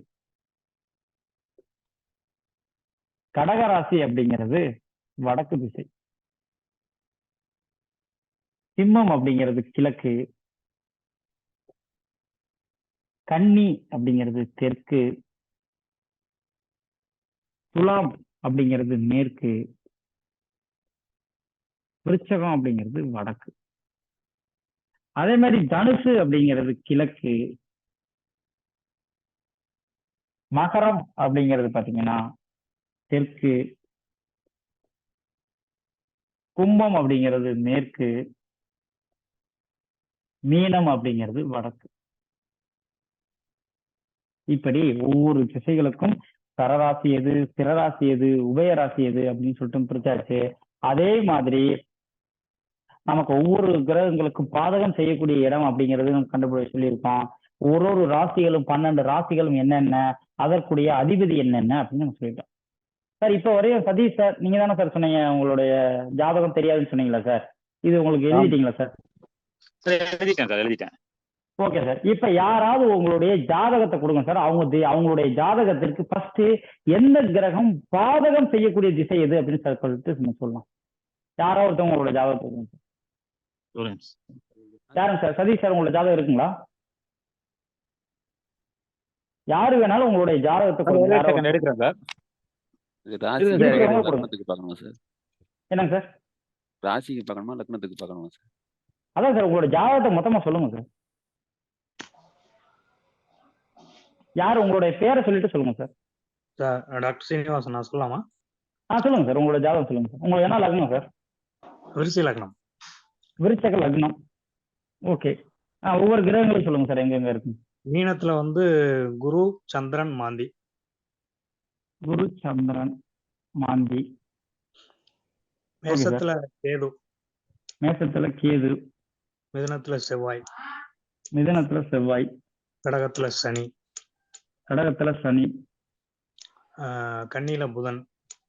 கன்னியில புதன். துலாம்ல வந்து சூரியன், ராகு. ஓகே. இப்ப சார் வந்து அவருடைய ஜாதகத்தை கொடுத்தார். நம்ம திசைகளை கண்டுபிடிக்கிறப்ப பாதகம் செய்யக்கூடிய திசையா இருக்கட்டும், சாதகம் செய்யக்கூடிய திசைகளா இருக்கட்டும், அனைத்துக்கும் ஃபர்ஸ்ட் அவங்களுடைய லக்னம் தான் முக்கியம். ராசி அப்படிங்கிறது இந்த இடத்துல கிடையாது. லக்னம் தான் ஃபர்ஸ்ட். ஓகேங்களா? அப்ப அந்த லக்னத்தை வைத்து தான் ஒருத்தவங்களுக்கு சாதகம் செய்யக்கூடிய திசை எது, பாதகம் செய்யக்கூடிய திசை எதுன்னு கண்டுபிடிக்கணும். ஓகேங்களா? இதற்கு விதிமுறை அப்படிங்கிறது 2 விதிமுறை இருக்கு. அந்த 2 விதிமுறையை நான் சொல்றேன், ஃபர்ஸ்ட் எழுதிக்கணும். என்ன அப்படின்னா, முதல் விதிமுறை அவங்களுடைய லக்னத்திற்கு தான் வந்து நம்ம பார்க்கணும். ஃபர்ஸ்ட் எல்லாம் எழுதிக்கணும். அவர் ஜாதகருடைய லக்னத்திற்கு தான் நம்ம திசையை பார்க்க வேண்டும், ராசிக்கு அல்ல அப்படிங்கிறத முதல் பாயிண்ட் எழுதிக்கணும். லக்னத்திற்கு தான் அவங்களுக்கு பாதகம் சாதகம் செய்யக்கூடிய திசைகளை பார்க்க வேண்டும் அப்படிங்கிறது முதல் விதிமுறை. 2வது விதிமுறை, ஃபர்ஸ்ட் அவங்களுக்கு பாதக திசை அப்படிங்கிறது ஆகாது அப்படின்னு எழுதிக்கணும். பாதக திசை என்பது ஆகாது அப்படின்னு எழுதிக்கணும். ஃபர்ஸ்ட் ஜாதகருடைய லக்னத்திற்கு தான் பாதக சாதக திசைகளை பார்க்க வேண்டும், ராசிக்கு அல்ல அப்படிங்கிறது முதல் பாயிண்ட். 2வது பாயிண்ட், பாதக திசை என்பது ஆகாது அப்படின்னு 2வது பாயிண்ட் எழுதிக்கீங்க.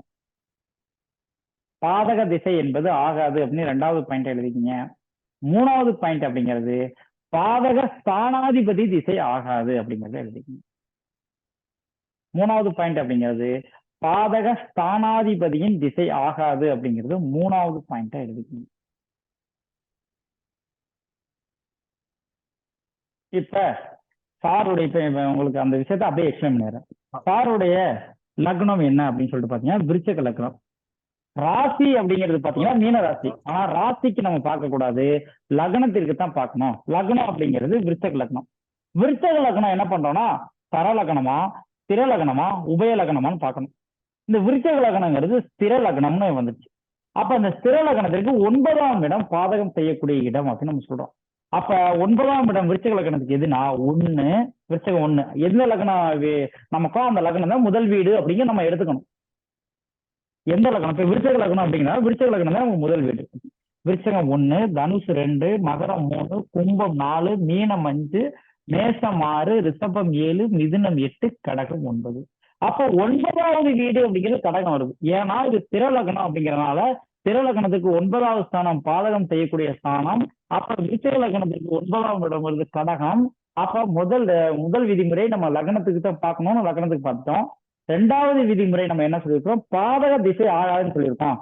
அப்ப விருச்சிக லக்னத்திற்கு பாதகம் செய்யக்கூடிய திசை அப்படிங்கிறது, பாதக ராசி அப்படிங்கிறது, பாதக இடம் அப்படிங்கிறது கடகம். கடகத்துக்குரிய திசை வடக்கு. அப்ப சாருக்கு ஃபர்ஸ்ட் வடக்கு அப்படிங்கிறது ஆகாது. அடுத்த விதிமுறை பாதக ஸ்தானாதிபதியின் திசை ஆகாது அப்படின்னு சொல்லியிருக்கோம். பாதக ஸ்தானம், இந்த ஸ்தானத்தோட அதிபதி யாரு? கடக ராசியோட அதிபதி யாரு? சந்திரன். சந்திரன். கடக ராசியோட அதிபதி சந்திரன். அப்ப சந்திரனுடைய திசை எது? சந்திரன் வந்து இங்க இருக்காரு பாருங்க. சந்திரன் வந்து மீனத்துல இருக்காரு. அப்ப மீனத்தோட திசை பாருங்க வடக்கு. அப்ப சாருக்கு வடக்கு திசை மட்டும்தான் ஆகாது, வேற ஒண்ணும் கிடையாது. பாருங்க, பாதக ஸ்தானாதிபதி போய் அவருக்கு அங்கேயும் வடக்கு திசையில தான் உட்கார்ந்துருக்காரு. அப்ப சாரோட திசை வடக்கு திசை ஆகாது. எந்த திசை ஆகுங்கிறத அடுத்து பார்க்கணும். ஃபர்ஸ்ட் எந்த திசை ஆகாதுன்னு மட்டும் கண்டுபிடிச்சாச்சு. சார் வேற ஒருத்தவங்க ஜாதகத்தை கொடுங்க சார். சார் என்னோட தட்டுமா சார்? சதீஷ். யாருக்கு வேணா கொடுங்க சார். உங்க பேரை சொல்லிட்டு உங்களோட ஜாதகத்தை கொடுங்க. என்னோட சதீஷ் சார் என்னோட பேரு. சொல்லுங்க சார், உங்களோட ஜாதகத்தை சொல்லுங்க சார். சார் என்னோட மேசம் சார். ஃபர்ஸ்ட் இதுல சொல்லுங்க சார். மேசத்துல வந்து சூரியன், குரு லக்னம். லக்னமும் உங்களுக்கு மேச லக்னம். ஓகே. ஆமா சார். புதன் கேது. புதன் கேது. Okay sir. 2வது ராசியில எதுவும் இல்லை சார். ஓகே. 3வது ராசியில வந்து உங்களுக்கு செவ்வாய் மாந்திரம் சார். செவ்வாய் மாந்திரங்களா? மாந்தி. ஓகேங்க சார். மாந்தின்னு போட்டுருக்கு சார். Okay sir. 4வதுல வந்து பாத்தீங்கன்னா கடகத்துல வந்து சனி சார். கடகத்துல சனி. ஆமாங்க. அப்புறம் சிம்மம் கன்னியில எதுவும் இல்லை சார். ஓகே. அப்புறம் உங்களுக்கு துலாம்ல வந்து ராகுங்க. துலாம்ல ராகு. சார். அதுக்கப்புறம் விருச்சிகம் தனுஷ்ல எதுவும் கிடையாது சார். ஓகே. மகரம்ல வந்து சந்திரன் சார். மகரத்துல சந்திரன். அப்புறம் கும்பம்ல எதுவும் கிடையாது. மீனம்ல வந்து சுக்கிரனுங்க. மீனத்துல சுக்கிரன். ஓகே. இப்ப சாருடைய ஜாதகம் பாத்தீங்கன்னா மேஷ லக்னம். மேஷ லக்னம் அப்படிங்கிறது ஃபர்ஸ்ட் நம்ம பாக்குறது சர லக்னமா அல்லது ஸ்திர லக்னமா அல்லது உபய லக்னமான்னு பார்க்கணும். இந்த மேஷ லக்னங்கிறது சர லக்னமா இருக்கு. அப்ப இந்த சர லக்னத்திற்கு 11வது இடம்ங்கிறது பாதகம் செய்யக்கூடிய ஸ்தானம் இருக்கும். அப்ப 11வது வீடு மேஷ ராசிக்கு 11வது வீடு அப்படிங்கிறது கும்பம் அப்படின்னு அர்த்தம். ஓகேங்களா? இது வந்து எண்ணி வந்து பாத்தீங்கன்னா 11 அப்படிங்கிறது கும்பம். அப்ப இந்த கும்பத்துடைய திசை, ஏன்னா பாதக திசை அப்படிங்கிறது ஆகாது. அப்ப பாதகம் மேஷத்துடைய பாதகம் அப்படிங்கிறது கும்பம். கும்பத்துடைய திசை மேற்கு. அப்ப சாருக்கு ஃபர்ஸ்ட் மேற்கு திசை ஆகாதுன்னு ஃபர்ஸ்ட் நோட் பண்ணிக்கிறோம். மேற்கு திசை ஆகாது. அடுத்து இந்த கும்பத்தோட அதிபதி யாருன்னு பாத்தீங்கன்னா சனி பகவான். இந்த சனி பகவான் எங்க இருக்காருன்னு பாக்கிறோம். இவரோட ஜாதகத்துல அவர் தான் பாதக ஸ்தானாதிபதி. 2வது பாயிண்ட், பாதக ஸ்தானாதிபதியின் திசை ஆகாதுன்னு சொல்றோம். பாதக ஸ்தானாதிபதி என்ற திசை. அப்ப பாதக ஸ்தானாதிபதி எங்க இருக்காருன்னு பாக்குறோம். சனி அப்படிங்கிறது கடகத்துல இருக்காரு. கடகத்தோட திசை வடக்கு. அப்ப மேற்கு மற்றும் வடக்கு திசை ஆகாது. சார் இந்த விஷயம் யாருக்காவது புரிஞ்சுங்களா புரியலைங்களா? புரியலைன்னா சொல்லுங்க சார், இன்னொரு ஜாதகத்தை போடுவோம். இல்லாட்டி நம்ம இதை முடிச்சுட்டு அடுத்து பாதகம் செய்யக்கூடிய ஸ்தானத்தை பார்க்கலாம். சார் சதீஷ் சார் உங்களுக்கு புரியுதுங்களா? கிளியரா புரிஞ்சுக்கேன் சார். கிளியரா புரிஞ்சு sir. Thanks sir. Okay sir. வேற யாருக்காவது புரியல அப்படின்னு சொல்லிட்டா வாங்க. ஸ்தானாதிபதி வக்கரமா இருந்தா சார். சார் வக்ரம் எல்லாத்தையும் விட்டுருங்க சார். வக்ரமா இருந்தாலும் அந்த இருக்கிற திசை தான் சார். நல்லா புரியுதுங்க சார். ஓகே. புரியாதவங்க யாராவது தான் வாங்க, திருப்பி இன்னொரு ஜாதகத்தை சொல்லலாம். அப்படி இல்லாட்டி அடுத்த ஸ்டெப்புக்கு போயிடலாம். சார் என் ஜாதகம் இல்ல சார், உங்களுக்கு இந்த சப்ஜெக்ட் புரியலையான்னு தான் கேட்கறேன் நான். சப்ஜெக்ட் புரியலன்னா சொல்லுங்க, உங்களுக்கு இன்னொரு ஜாதகத்தை நம்ம போடலாம்னு சொல்றேன்.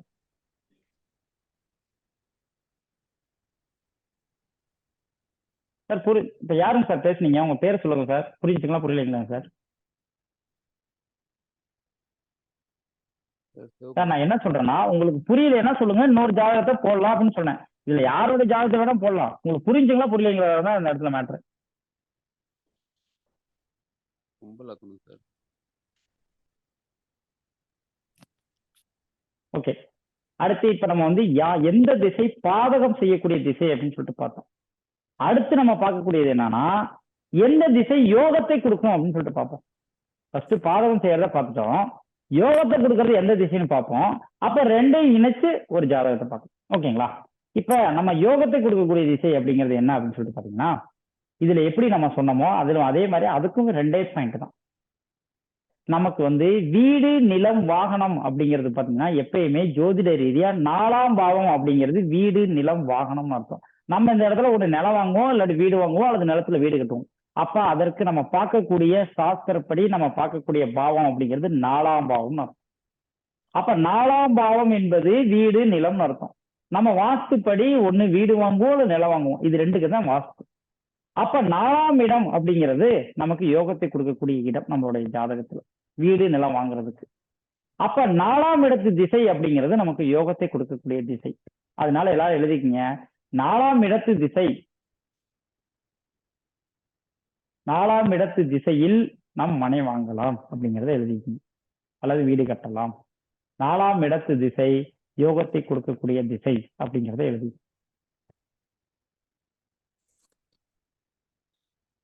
4ஆம் இடத்து திசை யோகத்தை கொடுக்கக்கூடிய திசை அப்படின்ற எழுதிக்கிங்க. அந்த திசையில வீடு கட்டலாம், மனை வாங்கலாம். சார் ஒரு சந்தேகம் சார். சார், 4ஆம் இடத்து அதிபதி பாதகதியா இருந்ததுன்னா சார் நான் ஒரே ஒரு விஷயம் ஃபர்ஸ்ட் சொல்றேன். நான் சொல்றதை மட்டும் எழுதுங்க, அதுக்கப்புறம் உங்களுக்கு எல்லா இதுக்கும் விளக்கம் வரும். நான் இந்த பாயிண்ட சொல்லங்காட்டியுமே நீங்க அடுத்த பாயிண்ட்டுக்கு போனீங்கன்னா எப்படி உங்களுக்கு ஏன்னா உங்களுக்கு புரியுதோ புரியல, மத்தவங்களை குழப்பிடாதீங்க நீங்க தயவு செய்து. 4ஆம் இடத்து புதன் திசைன்னு வச்சுக்கோங்க சார். மிதுன கன்னியில இருக்குன்னு வச்சுக்கோங்க சார். அந்த இடத்துல கிரகம் இருந்தால் நான் என்ன பாயிண்ட் சொல்றேனோ அந்த பாயிண்ட்டை மட்டும் நோட் பண்ணுங்க. நான் ஏதாவது அந்த இடத்துல கிரகம் இருந்தா இப்படி, கிரகம் இல்லைன்னா ஏதாவது நான் சொல்லியிருக்கேன் மேடம்? அந்த மாதிரி இருந்துச்சுன்னா என்ன பண்ணலாம்னு கேக்குறேன் சார். என்ன கிரகம் இருந்துச்சு இப்ப என்ன உங்களுக்கு நீங்க கேட்கிற கேள்வி என்ன தெளிவா சொல்லுங்க. நீங்க கேட்கிற கேள்வி அப்படிங்கிறது சம்பந்தம் இல்லாத கேள்வி. 4ஆம் இடத்துல கிரகம் இருந்தா என்ன, நான் என்ன உங்களுக்கு பாயிண்ட் சொல்றேன். எல்லாத்துக்குமே எனக்கு ஒரே ஒரு விஷயம் என்னன்னா, நீங்க கேட்கிற கேள்வி அப்படிங்கிறது என்னன்னா ஒண்ணு சம்பந்தம் இல்லாத சப்ஜெக்ட் இல்லாத ஒரு கேள்வியா இருக்கு, அல்லது நீங்க ஒரு கேள்வி 4ஆம் இடத்துல இப்ப நீங்க கேட்கிற கொஸ்டின் சொல்லுங்க. 4ஆம் இடத்துல கிரகம் இருந்தா என்ன, கிரகம் இல்லாட்டி என்ன லக்னம்னே தெரியாது. நான் உங்களுக்கு ஜாதகத்தை போட்டு விளக்குறேன், அதுக்கப்புறம் கேள்வி கேளுங்க. நான் 4ஆம் இடம் சொன்னவனே 4ஆம் இடத்துல ஒரு சந்தேகத்தை கேட்கறீங்கன்னா என்ன அர்த்தம்னு எனக்கு புரியல. நான் என்ன உங்களுக்கு நான் சொன்னேன் அப்படின்னு சொன்னா, 4ஆம் இடத்து திசை அப்படிங்கிறது யோகத்தை கொடுக்கும்னு மட்டும்தான் சொல்லியிருக்கேன். நான் வேற ஏதாவது நான் சொல்லியிருக்கேன்? சந்தேகத்தை கேளுங்கன்னு சொல்றேன், கேட்க மாட்டேங்க. இப்ப நீங்க வந்து இப்ப பேசினவங்க யாருங்க சொல்லுங்க. நீங்க வந்து ஒரு சந்தேகம் கண்டிப்பா நான் இப்ப இந்த சப்ஜெக்ட் சொல்லி முடிச்சோன்னே நீங்க கேட்கணும். இப்ப யார் மேடம் பேசினது, உங்க என்ன சொல்லுங்க மேடம்? பாண்டியம்மாள் சார். பாண்டியம்மாள், நீங்க அந்த கேள்வியை நான் சொன்னதுக்கு முன்னாடி கண்டிப்பா அந்த கேள்வி நீங்க என்ன கேள்வின்னு கேட்கணும். ஏன்னா நீங்க சொல்றது விளக்கத்துக்கு முன்னாடி நான் இப்ப விளக்கம் சொல்லிடுவேன், அதுக்கு முன்னாடியே போறீங்க நீங்க. சரி, ஓகே, எழுதிக்கீங்க. 4ஆம் இடத்து திசை அப்படிங்கிறது யோகத்தை கொடுக்கக்கூடிய திசை அப்படின்றத ஃபர்ஸ்ட் நீங்க எழுதிக்கீங்க. 2வது 4ஆம் இடத்து அதிபதியோட திசை யோகத்தை கொடுக்கும் அப்படின்றத எழுதுங்க. 2 பாயிண்ட். முதல் பாயிண்ட் 4ஆம் இடத்து திசை யோகத்தை கொடுக்கும். 2வது பாயிண்ட் 4ஆம் இடத்து அதிபதியின் திசை யோகத்தை கொடுக்கும். 4ஆம் இடத்து அதிபதி நின்ற திசை அப்படின்னு எழுதிக்கீங்க. 4ஆம் இடத்து அதிபதி நின்ற திசை யோகத்தை கொடுக்கும். இவ்வளவு 2 பாயிண்ட் தான். ஓகேங்களா? இப்ப யாரோ ஒருத்தவங்க ஒரு ஜாதகத்தை கொடுங்க சார். ஜாதகத்தை கொடுக்காதவங்க கொடுங்க.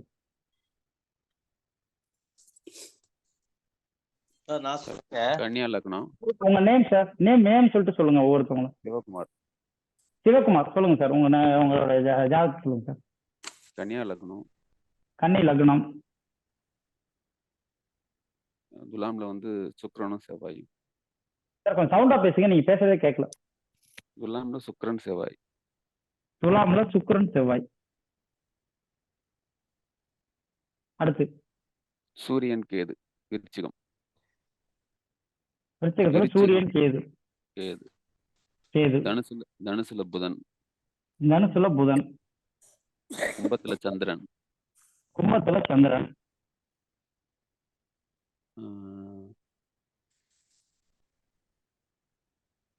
ரிஷபத்துல ராகு.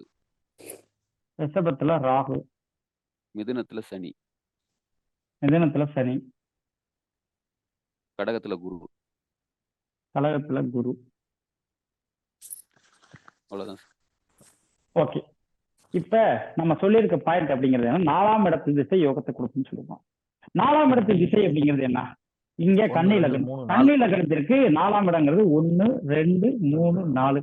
தனுசு அப்படிங்கிறது 4ஆம் இடம். அப்ப 4ஆம் இடத்து திசை யோகத்தை கொடுக்குமா, கிழக்கு திசை யோகத்தை கொடுக்கும். கிழக்கு அப்படிங்கிறது சூப்பர். 1 2 3 4. அதே மாதிரி 4ஆம் இடத்து அதிபதியின் திசை யோகத்தை கொடுக்கும். 4ஆம் இடத்து அதிபதி யாரு, குரு பகவான். குரு பகவான் ஜாதகத்துல எங்க இருக்காரு, கடகத்துல இருக்காரு. கடகத்தோட திசை எது, வடக்கு. கிழக்கு வடக்கு திசைகள் யோகத்தை கொடுக்கக்கூடிய திசைகள். புரிச்சுங்களா, புரியலைங்களா சார்? சார் இப்ப அந்த பாண்டியம்மாள் மேடம், வாங்க மேடம், உங்களோட டவுட் என்ன மேடம்? புரிஞ்சுச்சு சார். சந்தேகம் சார். சார் என்ன மேடம்? சிவகுமார் தான் பக்கா. புரிஞ்சுச்சு சார். இப்ப நீங்க சொன்னது வச்சு எனக்கு புரிஞ்சுச்சு சார்.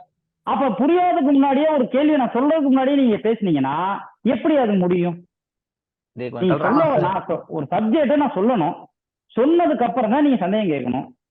சொல்றதுக்கு முன்னாடியே நான் எனக்கு இந்த சந்தேகம்னா அது எப்படி நாம சொல்ல முடியும்? கரெக்ட் தான் சார். சார் இதுல ஒரு சார். சந்தேகம் சார்.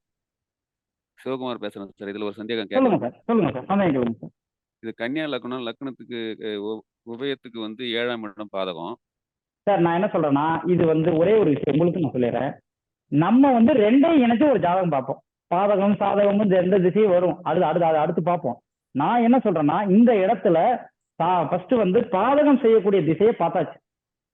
இது சாதகம் செய்யக்கூடிய திசையை மட்டும்தான் உங்களுக்கு பார்த்துருக்கோம்.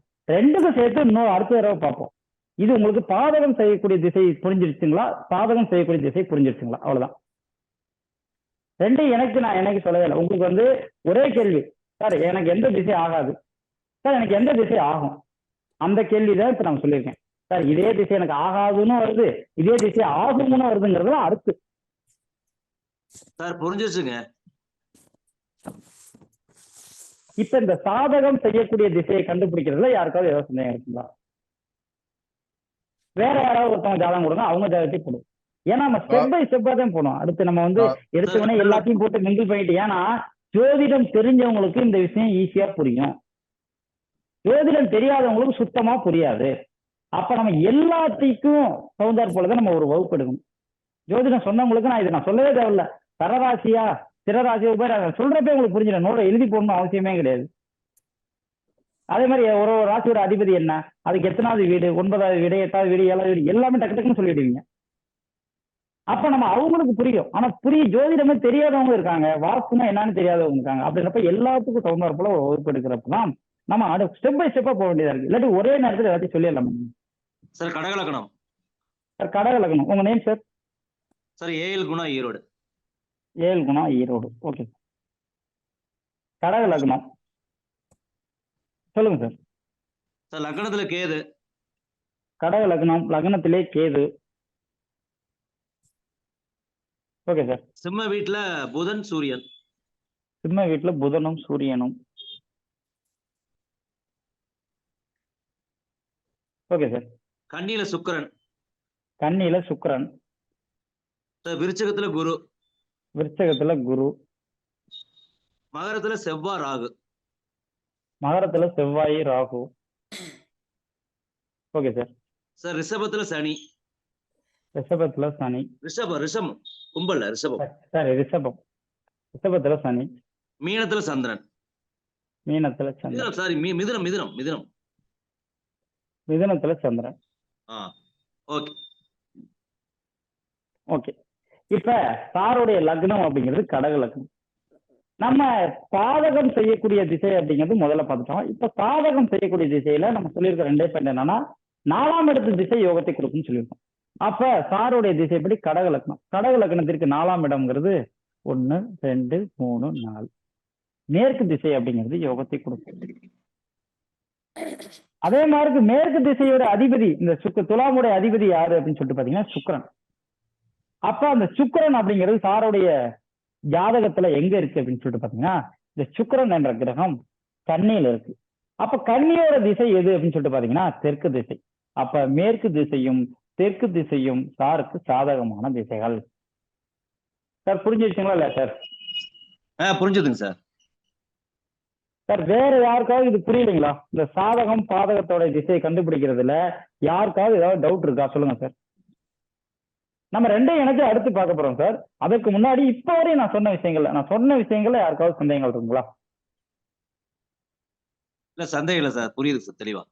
ஓகே, வேற யாருக்காவது சார்?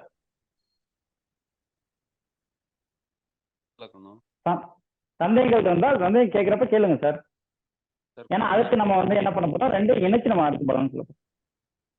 சார் ஒரு டவுட், கும்பலக்கணம் சார். சொல்லுங்க சார். கும்பலக்கணம் உங்க ஜாதகத்தை போட்டுங்களா? இல்ல போடல சார். இல்ல போடட்டுங்களான்னு கேட்குறேன். ஆமா போடுங்க சார்.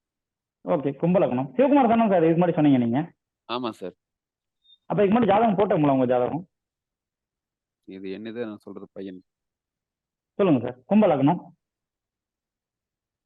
மீனத்துல சந்திரன், மீனத்துல சந்திரன், ரிஷபத்துல சனி, ரிஷபத்துல சனி, கன்னியில சுக்கிரன், கன்னியில சுக்கிரன், துலாம்ல செவ்வாய், துலாம்ல செவ்வாய், விருச்சிகத்துல சூரியன் புதன், சூரியன் புதன், தனுசுல ராகு குரு. தனுசுல ராகுங்களா? ராகு குரு. மிதுனத்துல குரு. கேது. மிதுனத்துல சொல்லுங்க கேது. சார். மிதுனத்துல கேது. ஓகே.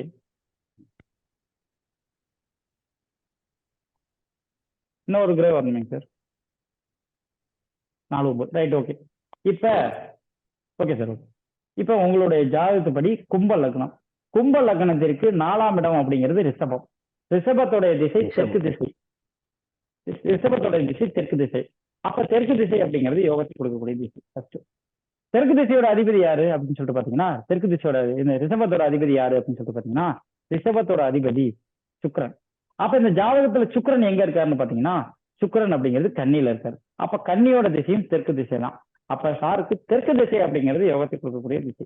ஒன்று ஃபர்ஸ்ட்.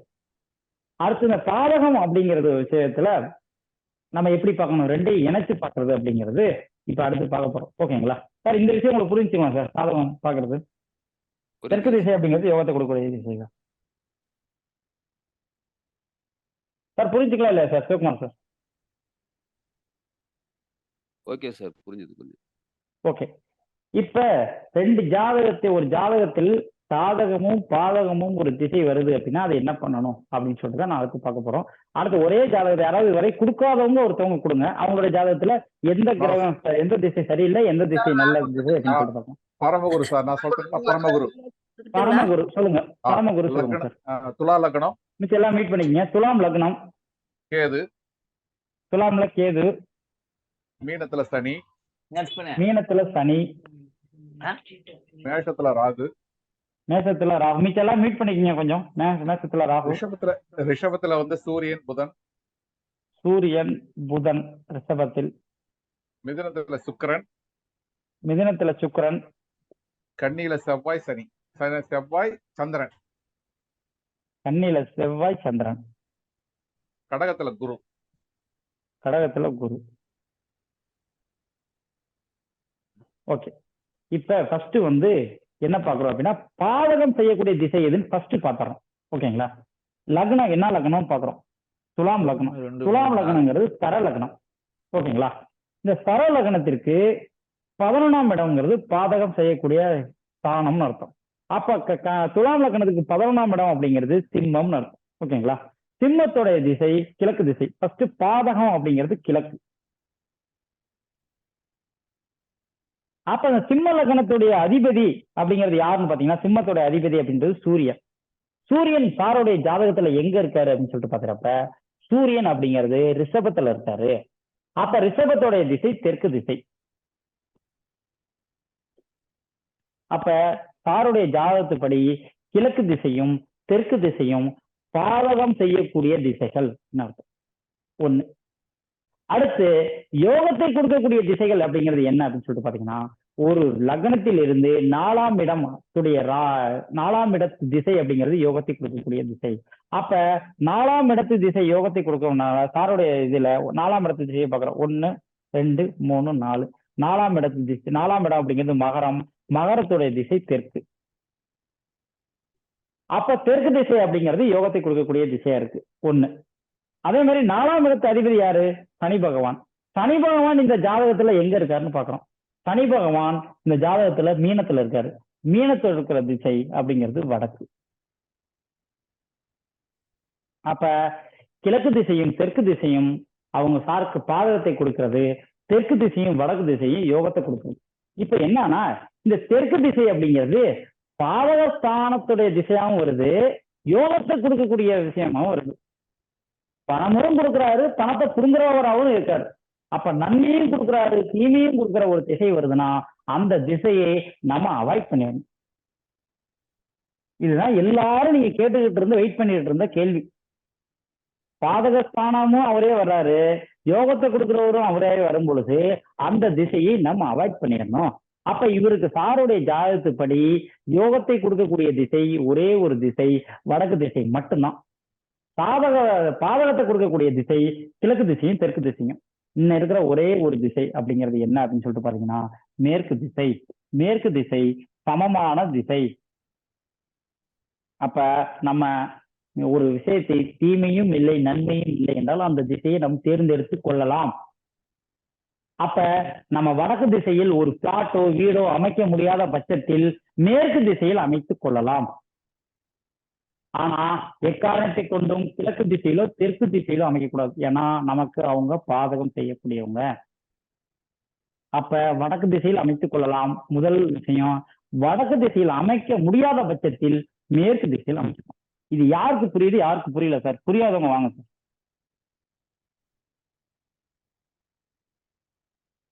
சார் மீனாட்சி.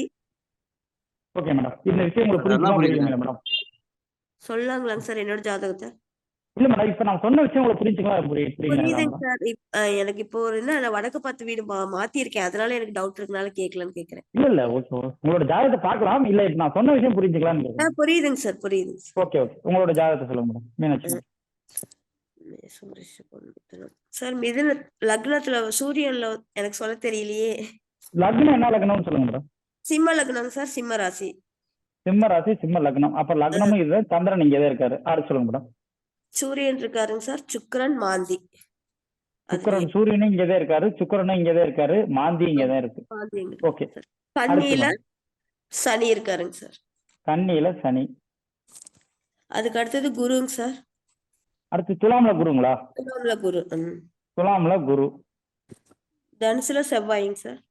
தனுசுல செவ்வாய். இல்லைங்க சார், அதுக்கு பக்கத்து கட்டம். அடுத்துங்களா முன்னாடிங்களா? விருச்சிகத்துல செவ்வாய். விருச்சிகத்துல செவ்வாய். செவ்வாய். ஓகே. அதுக்கு அடுத்தது கேதுங்க சார். தனுசுல கேது. கேது. ஓகே. மிதுனத்துல ராகுங்க சார். மிதுனத்துல ராகு. ராகு, அவ்வளவுதாங்க சார். ஓகே. இன்னும் ஒரு கிரகம் வரணும். புதன் எங்க மேடம் இருக்காரு உங்க ஜாதகத்துல? சார் புதன் கன்னியில இருக்காருங்க சார். சனி புதன் ரெண்டும் கன்னியில. ஓகே. இப்ப மேடத்தோட மீனாட்சி மேடத்தோட ஃபர்ஸ்ட் பாதகம் செய்யக்கூடிய திசை எதுன்னு பாக்குறோம். அப்ப இவங்களுக்கு சிம்ம லக்னம். பாதக ஸ்தானத்தை கண்டுபிடிக்கிறதுக்கு அவங்களுடைய ஃபர்ஸ்ட் சர லக்னமா ஸ்திர லக்னமா உபய லக்னமான்னு கண்டுபிடிக்கணும். அப்படி இருந்தா தான் அவங்களுக்கு பாதக ஸ்தானத்தை கண்டுபிடிக்க முடியும். அப்ப இந்த சிம்மம் அப்படிங்கிறது ஸ்திர ராசி அப்படின்னு அர்த்தம். ஸ்திரத்துக்கு 9ஆம் இடம் பாதகம் செய்யக்கூடிய இடம். ஸ்திரராசிக்கு 9ஆம் இடம் பாதகம் செய்யக்கூடிய ஸ்தானம். அப்ப 9ஆம் இடம் பாதகம் செய்யக்கூடிய ஸ்தானத்துல சிம்மத்துல இருந்து 9ஆம் இடத்தை என்றோம். 1 2 3 4 5 6 7 8 9. அப்ப 9ஆம் இடம்ங்கிறது மேஷம். மேஷத்துடைய திசை கிழக்கு. அப்ப கிழக்கு திசை அப்படிங்கிறது ஆகாது. ஃபர்ஸ்ட். ரெண்டாவது, கிழக்கு திசை அப்படிங்கிறது ஆகாதுன்னு முடிவு பண்ணிட்டோம். அதே மாதிரி பாதக ஸ்தானாதிபதி நின்ற திசை ஆகாது. அப்ப பாதக ஸ்தானாதிபதி யாரு? செவ்வாய். பாதகஸ்தானத்தோட அதிபதி தான் பாதக ஸ்தானாதிபதி. அப்ப பாதகஸ்தானம் மேஷம், மேஷத்தோட அதிபதி செவ்வாய், அவரு தான் பாதக ஸ்தானாதிபதி ஆகிறாரு. அப்ப இந்த செவ்வாய் அப்படிங்கிறது எங்க இருக்காருன்னு பாத்தீங்கன்னா அவர் விருச்சிகத்துல இருக்காரு. அப்ப விருச்சிகத்தோட அதிபதி அப்படிங்கிறது யாருன்னு பாத்தீங்கன்னா, விருச்சிகத்தோடைய திசை அப்படிங்கிறது என்னன்னு பாத்தீங்கன்னா வடக்கு. அப்ப வடக்கு திசை அப்படிங்கிறது ஆகாது. கிழக்கு திசையும் ஆகாது, வடக்கு திசையும் ஆகாது. அப்ப அடுத்து யோகத்தை கொடுக்கக்கூடிய திசை என்ன அப்படின்னு சொல்லிட்டு பாத்தீங்கன்னா, ஒரு லக்னத்தில் இருந்து 4ஆம் இடத்து திசை யோகத்தை கொடுக்கும். அப்ப சிம்ம ராசி, சிம்மத்துல பாத்தீங்கன்னா சிம்ம லக்னம், சிம்ம லக்னத்திலிருந்து 4ஆம் இடம் விருச்சகம். அப்ப விருச்சகத்தோடைய திசை வடக்கு. அப்ப வடக்குங்கிறது யோகத்தை கொடுக்கும் ஃபர்ஸ்ட். அடுத்து இதோட அதிபதி யாரு? செவ்வாய். அவரு செவ்வாய் தான். அவருடைய இடம் அப்படிங்கிறதும் வடக்கு தான். அப்ப வடக்கு திசை உங்களுக்கு யோகத்தை கொடுக்கணும் வந்துருச்சு. கிழக்கு திசையும் வடக்கு திசையும் பாதகத்தை கொடுக்கணும் வந்துருச்சு. அப்ப இந்த இடத்துல வடக்கு திசை அப்படிங்கிறது பாதகத்தையும் கொடுக்குது, யோகத்தையும் கொடுக்குது. அப்ப நான் என்ன பண்ணணும்? இந்த திசையை அவாய்ட் பண்ணிடணும். வடக்கு திசையில வீடு கட்டக்கூடாது, பாதகத்துல மட்டும்தான் வச்சுக்கணும். அப்ப இவங்களுக்கு யோகத்தை கொடுக்கக்கூடிய திசை என்பதே இல்லை. பாதகத்தை கொடுக்கிற திசையில யோகத்தையும் கொடுக்கறதா வருது. இன்னொரு விஷயம், இவங்களுக்கு அந்த திசை தான் 2 இடத்துக்கும் வருது. பாதக ஸ்தானத்துக்கு அதே வருது, யோக ஸ்தானத்துக்கு அதே வருது, யோக ஸ்தானாதிபதியே அங்கேயே இருக்காரு. அப்ப அந்த திசை வந்து இவங்களுக்கு பாதகமாகவும் வந்துருது. அப்ப அந்த வடக்கு திசையை வந்து அவாய்ட் பண்ணிடணும். அப்ப இவங்களுக்கு பாதகம் அப்படிங்கிறது கிழக்கும் வடக்கும், அடுத்து சாதகங்கிறது இல்ல, நடுநிலை அப்படிங்கிறது மிச்சம் இருக்கிற மேற்கும் தெற்கு திசையில தான் இவங்க அமைச்சுக்கணும்.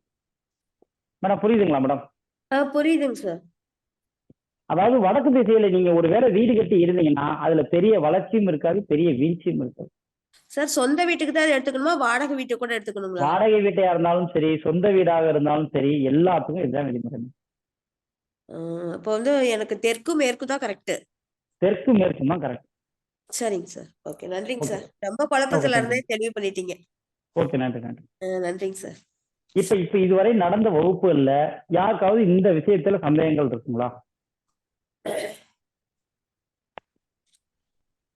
சார் யாராவது சந்தேகங்கள் இருந்தா சொல்லுங்க சார், பேசலாம்.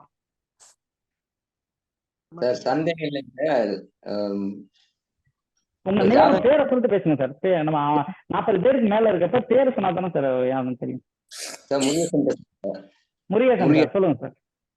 இப்போ ஜாதகமே இல்லாதவங்களுக்கு எப்படி சார்? சார் ஜாதகம் இல்லாதவங்களும் பேசவே முடியாது சார். பேசவே முடியாதுங்க. ஜாதகம் இல்லாதவங்களுக்கு எப்படி சார் பேச முடியும்? அதாங்க சார் கேட்டேன்.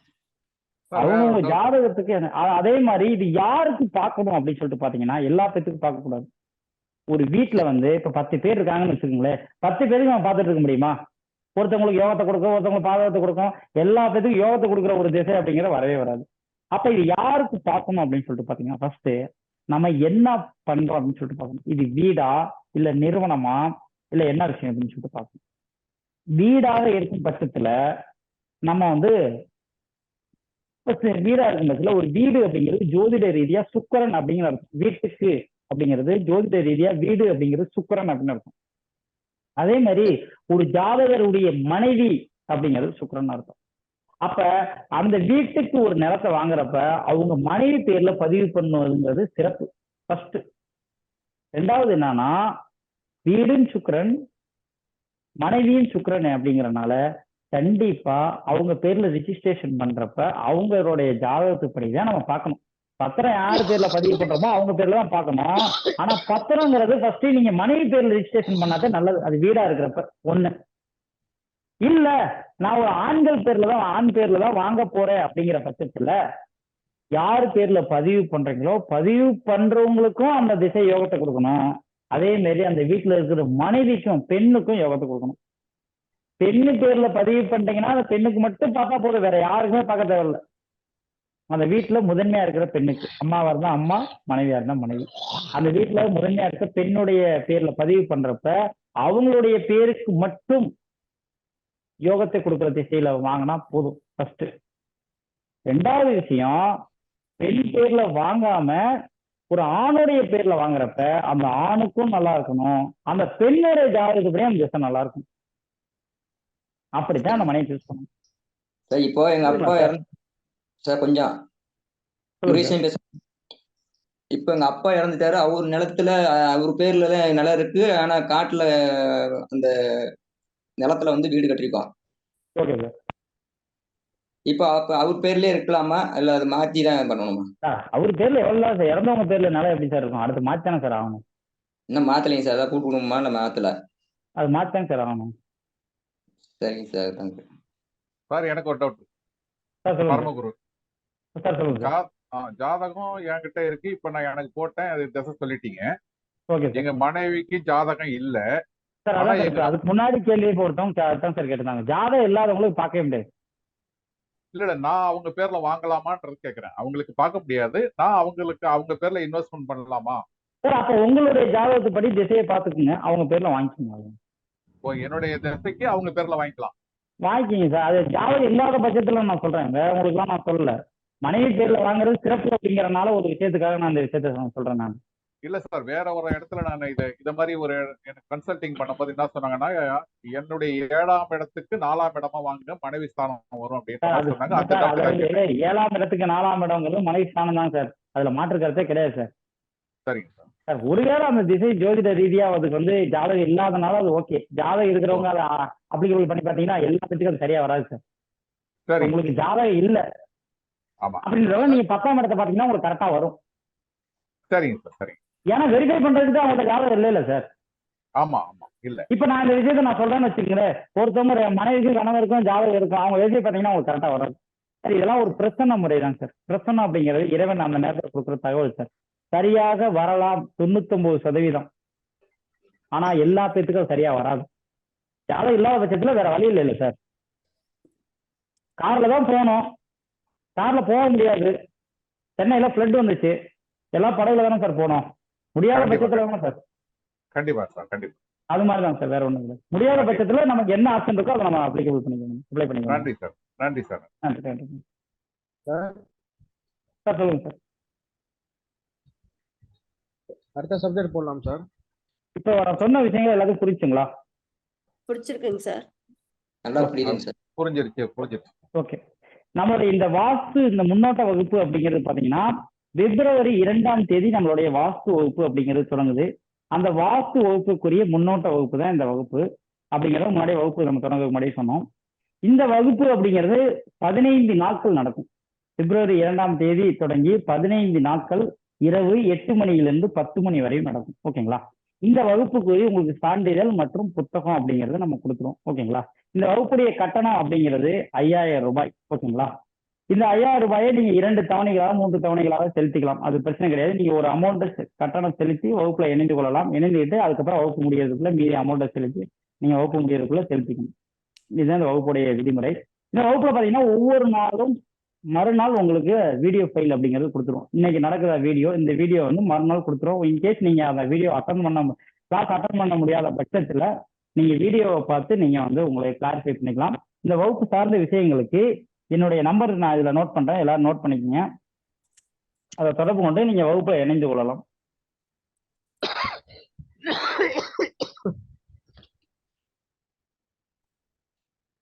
ஐயா ஒரு டவுட் ஐயா. சொல்லுங்க. இருங்க சார், நான் பேசிக்கிறேன், அதுக்கப்புறம் சொல்லுங்க சார். பேச சரி.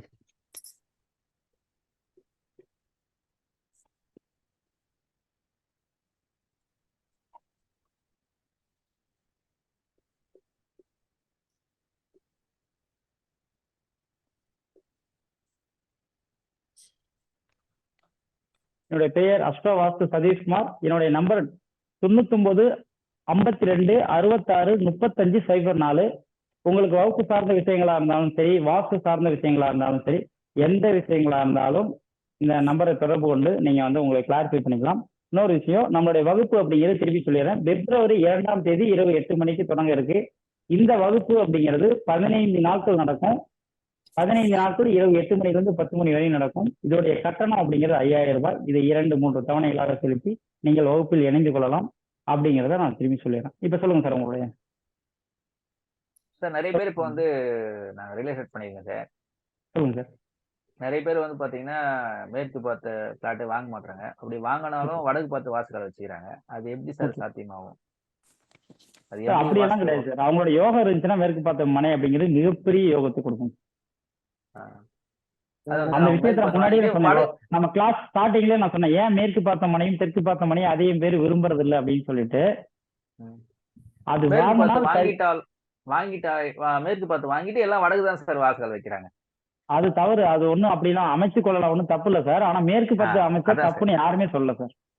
இதான் எல்லாருக்கும் வர டவுட் தான் சார், பொதுவான இல்ல இல்ல, டவுட். மேற்கு பார்த்த மனையை வாங்கி எல்லா பேரும் வடக்கு பக்கம் தான் அமைக்கிறாங்க சார். எல்லா பேரும் அமைக்கிறது இல்ல, ஒரு 25% பேர் அமைக்கிறாங்க. அந்த அமைப்பு இருக்கிறவங்க அமைக்கிறாங்க. மேற்கு பார்த்த மனையை ஏன் மேற்கு பார்த்த மனையை வாங்க முடியாதுன்னா அதுல சில விதிமுறைகள் இருக்கு. ஏன் அப்படின்னா வடக்கு பார்த்த மனையும் கிழக்கு பார்த்த மனையும் நீங்க எப்படி வேணா அமைச்சுக்கலாம். அந்த இதுல நீங்க வாஸ்துப்படி அமைச்சீங்கன்னா சூப்பரா இருக்கும். வடக்கு பார்த்த மனையும் தெற்கு பார்த்த மனையும் மேற்கு பார்த்த மனையும் வாஸ்துப்படி நீங்க அமைக்கிறதுங்கிறது ரொம்ப கிரிட்டிக்கல். ஏன்னா தலைவாசல் கரெக்டா அமைக்கணும். கிச்சன் அமைக்கிறப்ப தலைவாசல் அந்த இடத்துலதான் வரும், பாத்ரூம் பின்னாடி வரும், படிக்கட்டு பின்னாடி வரும். அதெல்லாம் வகுப்புல உங்களுக்கு தெளிவா இருக்கும் சார். இப்போ ஒரு சந்தேகம் சார். சொல்லுங்க மேடம். சார், இப்ப எனக்கு வந்து நீங்க தெற்குன்னு சொல்லியிருக்கீங்க. நான் 22 வருஷமா பாத்தீங்கன்னா வடக்க தான் அதிகமா இருந்திருக்கேன். ஒரு 1.5 வருஷம் மட்டும் கிழக்கு திசையில இருந்தேன். நல்லா இருந்துச்சுங்க சார். இப்ப மாறி நான் மறுபடியும் இப்ப வடக்கு திசைக்கு வந்திருக்கேன். இந்த ஒரு 45 நாளா பாக்குறேன், எனக்கு ஒரு கஸ்டமர் கூட வரலைங்க சார். எனக்கு வந்து இந்த வீட்டுக்கு வந்தனாலதான் நமக்கு அப்படி இருக்காங்கிற சந்தேகம் ஒரு 45 நாளா இருந்துட்டே இருக்கு எனக்கு. அதனால இங்க வந்தாச்சு. ஆனா இதுக்கான சொல்யூஷன் என்ன பண்றதுன்னு எனக்கு தெரியல. இல்ல, வீட்டை மாத்தணும் மேடம், வேற வழியே இல்ல. வீடு மாத்திதான் ஆகணும். உங்களுக்கு முன்னாடியே நான் சொல்லிட்டேன், இந்த வாஸ்துல வந்து இந்த பரிகாரம் பண்ணி சரி பண்ற விஷயம் அப்படிங்கிறது 100க்கு 100% தவறு. ஓகேங்களா? உங்களுக்கு சரியில்லைன்னா மாத்திதான் ஆகணும். வீட்டை ஒண்ணு இடிக்கணும் அல்லது கட்டி சேர்க்கணும். வீட்டை இடிச்சு சரி பண்ணணும், கட்டி சரி பண்ணணும். அதுதான் சரி பண்ண முடிஞ்சு. நீங்க வந்து பரிகாரம் பண்ணியோ அல்லது காப்பர் கம்பி வச்சோ அல்லது பூசணிக்காய் 4 மூலையில புதைச்சோ சரி பண்ண முடியாது மேடம். இல்லைங்க சார், எனக்கு இது வாடகை வீடு தான், ஒண்ணும் பிரச்சனை இல்லைங்க. வாடகை வேணா நீங்க ஒன்னும் பிரச்சனையே கிடையாது, வீட்டை மாத்திட்டு போயிட்டே இருக்கும். இப்ப எனக்கு தெற்கு நான் போலாம் இல்லைங்க சார்? போலாம். உங்களுக்கு யோகத்தை கொடுக்கக்கூடிய திசை எதுவோ அதுல போயிடலாம். சரிங்க சார், ஓகேங்க சார். இன்னொரு டவுட் சார். கஜேந்திரன் போன வகுப்புல கிட்ட படிச்சிருந்தேன். இந்த மேற்கு பார்த்த வீடு கஷ்டப்படுறதால நிறைய பிளான் போட்டு வச்சிருக்கேன் சார். ஒரு 4 பேசிக் போட்டு வச்சிருக்கேன். அதை அனுப்பி சரியான பார்த்து சொல்லுங்க சார். அப்புறமா கண்டிப்பா சார், கண்டிப்பா சார். நீங்க எனக்கு தனிப்பட்ட போல கால் பண்ணுங்க சார். கால் பண்ணி எனக்கு வாட்ஸ்அப் அனுப்பிடுங்க. Okay sir. Okay sir. Okay sir. Doubt sir. L ஷேப்ல மனை இருக்கு. ஒண்ணு வடக்க பார்த்த மாதிரி வாசலும் இருக்கு. யாரோ ஒருத்தவங்க பேசுங்க. பேசாதவங்க எல்லாரும் பேசுனீங்க அப்படின்னா கேட்கவே கேட்காது சார். நிறைய லேஅவுட்ல பாத்தீங்கன்னா சார், ஒரு நிமிஷம் எல்லாரும் ஒரு டவுட் கேட்டுங்க சார். லேஅவுட்ல நிறைய என்னோட நம்பர் யாரோ கேக்குறீங்க. நம்பர் இதுல நோட் பண்ணிருக்கேன் பாருங்க. 99 52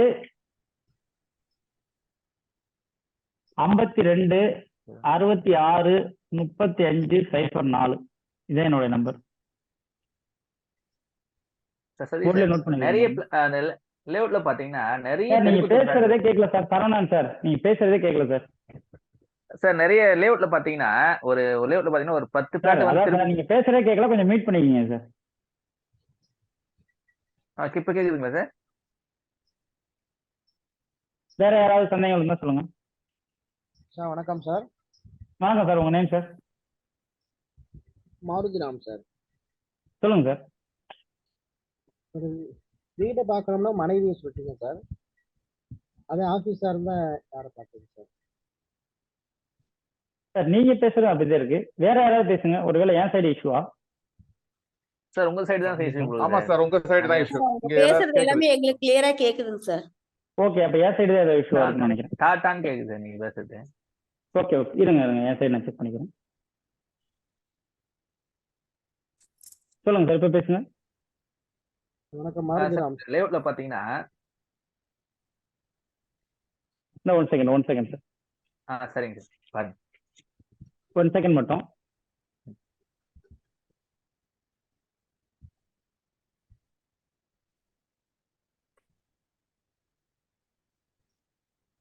சார் இப்ப பேசுங்க சார். வணக்கம் சார். சார் என் சைடு கொஞ்சம் ஆடியோ இஷ்யூ நினைக்கிறேன். ஒரே ஒரு செகண்ட் மட்டும் வெயிட் பண்ணுங்க.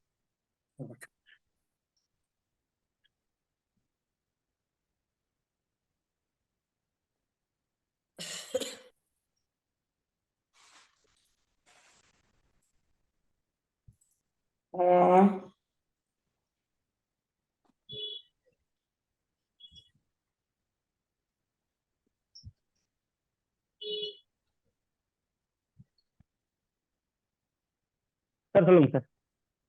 வணக்கம் சார். பரமக்குடி மாருதிராம் பேசுறேன் சார். சரி.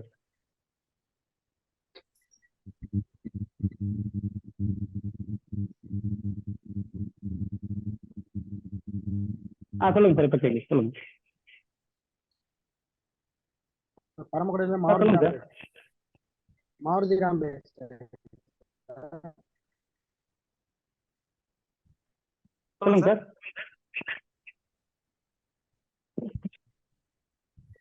சொல்லுங்க சார். இப்ப கேக்குது. பரமக்குடியில மாருதிராம் பேசுறேன் சார். பரமக்குடியில. வீடு கட்டுறதுக்கு மனைவியை பார்க்கணும்னு சொன்னீங்களா சார்? மனைவியோட ஜாதகத்தை பார்க்கணும். ஆமாமா சார். அதே அலுவலகம் இருந்தா யார் ஜாதகம் பார்க்கலாம் சார்? அலுவலகத்துல யாரு பேர்ல பண்றீங்களோ அவங்களத பார்க்கணும். பத்திரப்பதிவு யார் பேர்ல இருக்கோ அவங்க பேர் பார்த்தா. அலுவலகத்தோட முதன்மையான ஆள் யாரோ அவங்க பேர். Okay, thanks sir. Okay sir, தெருக்குத்து ஃபிளாட் பத்தி கேட்டிருந்தேன் சார். சொல்லுங்க சார். லேஅவுட்ல பாத்தீங்கன்னா ஒரு லேஅவுட்ல ஒரு 5-6 ஃபிளாட் வந்து தெருக்குத்து வந்துருந்துங்களே. ஓகே. மேற்கு பார்த்தும் குத்துது, கிழக்கு பார்த்தும் குத்துது. தனிப்பட்ட பெரிய விதிமுறைகளே இருக்கு சார். ஓகேங்களா சார்? அதான் சார் அந்த ஃபிளாட் சார் உங்களுடைய ஆடியோ கிளியரா வரல சார். உங்க ஆடியோ கிளியரா வரல. அதிக விதிமுறைகள்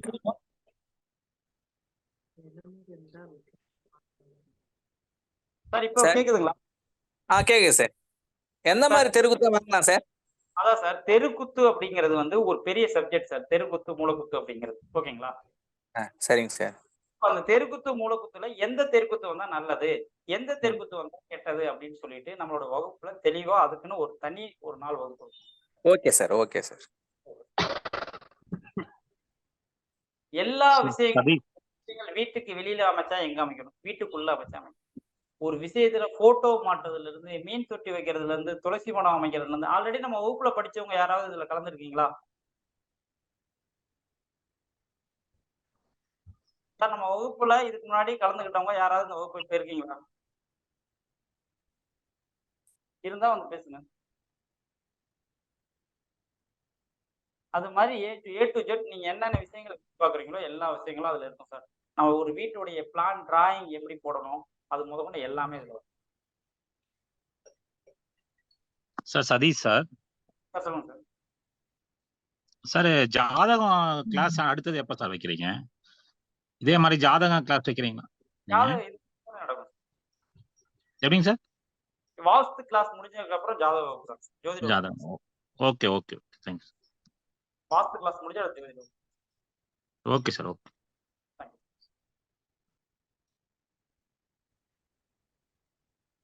வேற ஏதாவது சந்தேகங்கள் இருக்குங்களா? வகுப்பு சார்ந்த விஷயங்கள் ஏதாவது வணக்கம் விஷயங்கள் இருக்காங்க சார்.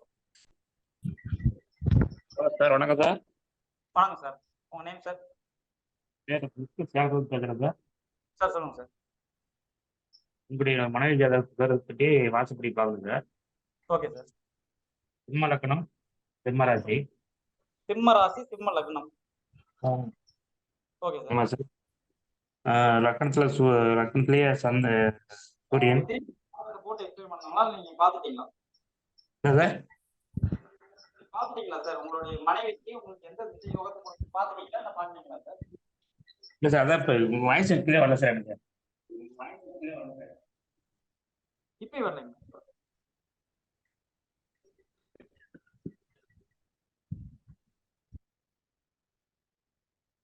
சார். இப்ப கேக்குதுங்களா இல்லைங்களா சார்?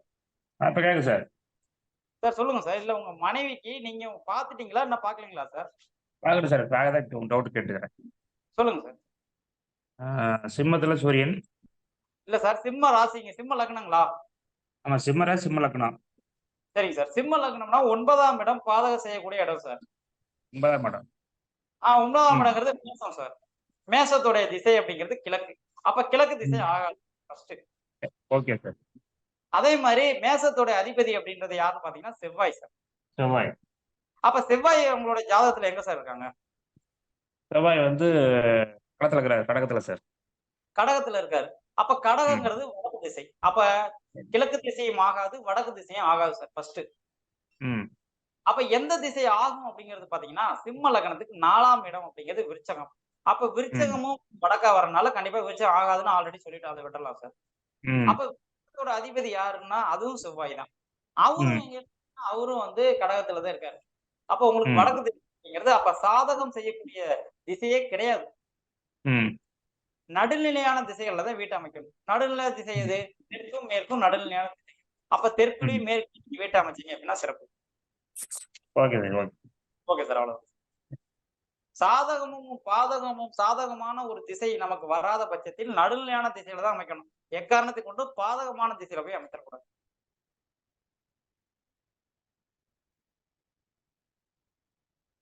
புரியுதுங்களா சார்? சார் முத்து சேலம் சார், புரியுதுங்களா? ஆமா சார் புரியுது சார் ஓகே. வணக்கம் சார். இருக்குங்களா? சொல்லுங்க, வணக்கம் பேசலாம். சார். வணக்கம் சார், உங்க நேம் சார்? பரமக்குடி மாருதிராம் சார். என்னங்க சார்? மருதிராம், சொல்லுங்க சார்.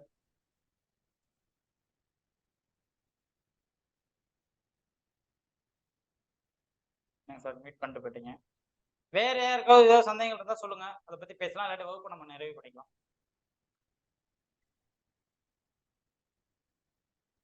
ஹலோ சார் சார் கேக்குது சார் நான் கேட்கட்டுங்களா? ஹலோ சார் கேக்குதுங்களா சார்? மனைவிக்கும் கணவர் 2 பேர்த்துக்குமே வந்து திசை எல்லாமே வந்து கணவனுக்கு ஆகிற திசை மனைவிக்கு ஆகல. அப்படிங்கும்போது எல்லா திசையும் ஆகல. யாரு பேர்ல ரெஜிஸ்ட்ரேஷன் இருக்கோ, இப்ப மனைவி பேர்ல இருந்தா மனைவி இதை மட்டும் பார்த்தா போதும் சார், கணவனுக்கு பார்க்கவே தேவையில்லை. ஓகேங்க சார். கணவர் பேர்ல இருக்க பார்த்தா மனைவிக்கு பார்க்கணும். ஓகேங்க சார். மனைவி பேர் இருந்தா யாருக்கும் பார்க்க தேவையில்லை. பார்க்க தேவையில்லை, மனைவிக்கு மட்டும் பார்த்தா போதும். Okay sir, thank you sir. Sir நான் பரமக்குடி பேசுறேன். சொல்லுங்க சார். எல் ஷேப்ல, அதாவது வந்து மேற்க பார்த்த மாதிரியும் இருக்கு, வடக்க பார்த்த மாதிரியும் இருக்கு வீட்டினுடைய அமைப்பு. அது எல் ஷேப்ல இருக்கு அந்த வீடு. வடக்கு பார்த்த மாதிரி இருந்துச்சுன்னா அந்த வீடு கட்டுறதே தப்பு சார். வடமேற்கு பார்த்து ஒரு வீடு இருக்கவே கூடாது சார். வீடே தப்பு சார். மேற்க பார்த்த மாதிரி வீடு வாசல், அது வடக்கு பார்த்த மாதிரியும் தோட்டத்தினுடைய வாசப்படி வருது, தப்பு. வடக்கு மேற்கு பார்த்து இருக்கக்கூடாது சார். வடக்கு பார்த்து மேற்க பார்த்து எந்த திசை பார்த்து இருக்கணும், தலைவாசலுக்குள்ள இருக்கிற இன்னும் ஏகப்பட்ட விதிமுறைகள் தலைவாசலுக்கு இருக்கு சார். எல்லாமே ஸ்டெப் பை ஸ்டெப்பா நம்ம வகுப்புல மிக தெளிவான முறையில வரும் சார். வடமேற்கு பார்த்த மாதிரி இருக்கக்கூடாதுன்னு சொல்றீங்க. வடக்கு, அதாவது வடக்குல அந்த வடமேற்கு பார்த்த மாதிரி இருக்கக்கூடாது சார். வடக்கும் மேற்கும் பார்த்த மாதிரியே இருக்கக்கூடாது சார். இல்லைங்க சார். வடக்குல வந்துட்டு வீட்டு தலைவாசல் இருக்குங்க சார். ஈசானியத்துல வீட்டு தலைவாசல் இருக்கு. வடக்கோட அந்த லாஸ்ட்ல வந்து பாத்தீங்கன்னா வீட்டுக்கு கேட் வச்சு உள்ள வர்றாங்க. அது தப்புங்களா? தானே சார் நான் சொல்றேன். சொல்றதை எனக்கு புரிஞ்சு சார், புரியாம தப்புங்களா? ஓகே. பரமக்குடி மாருதிராம் சார். நான் சொன்னது அடிப்படையான விதிமுறை. ஒவ்வொரு திசைகளும் வேற வேற விதிமுறைகள் எல்லாமே. இதெல்லாம் வந்து ஒரு 2 மணி நேரத்துல சொல்ல முடியாது. மொத்தம் ஒரு 15 நாள் வகுப்புகள், ஒரு 30 மணி நேரம் 35 மணி நேரம் சொல்லக்கூடிய ஓகேங்க சார். சார் உங்க வாய்ஸ் சுத்தமா கம்மியா கேட்கல. இருக்கு, சுத்தமா கேட்கல. ரெண்டாவது புக் மெட்டீரியல் தருவீங்களா சார்? அதுக்கு புக் வந்துடும் சார். புக் வந்துடும், பிளஸ் உங்களுக்கு பிடிஎஃப் ஃபைல் வந்துடும் சார். புக்கா இல்ல பிடிஎஃப் ஃபைலா? பிடிஎஃப் ஃபைலா வந்துடும், புக் வந்துடும் sir. Book plus certificate PDF file அப்படிங்கிறது உங்களுக்கு வந்துடும் சார். பிளஸ் வீடியோ வந்துடும். இது எல்லாத்துக்கும் சேர்த்து தான் சார்ஜ் சொல்லிருக்கீங்க சார், கரெக்டா? 5000 குள்ள எல்லாமே வந்துடும். வணக்கம் சார். பரமக்குடி மாருதிராம் பேசுறேன் சார். சொல்லுங்க சார். சார் இப்ப கன்னி ராசிக்கு தெற்கு அதிர்ஷ்டம் சொல்லுவாங்கல்ல சார். கன்னி ராசிக்கு தெற்கு திசை ஒத்து வரும்னு சொல்லுவாங்கல்ல சார். சார் அப்படிலாம் கிடையாது சார். எந்த ராசிக்கெல்லாம் எந்த திசையும் கிடையாது. லக்னத்திற்கு நான் சொன்ன விதிமுறைகள். லக்னத்திற்கு 4ஆம் இடம் எதுவோ அந்த திசை யோகம். 4ஆம் இடத்து அதிபதி எந்த திசையில இருக்காரோ அது யோகம். அவ்வளவுதான் சார். நீங்க லக்னத்துக்கு இருக்கிற திசையெல்லாம் ஆகும் அப்படிங்கறது எல்லாம் மிகப்பெரிய மாபெரும் தவறு sir. Okay, thanks sir. Thank you sir.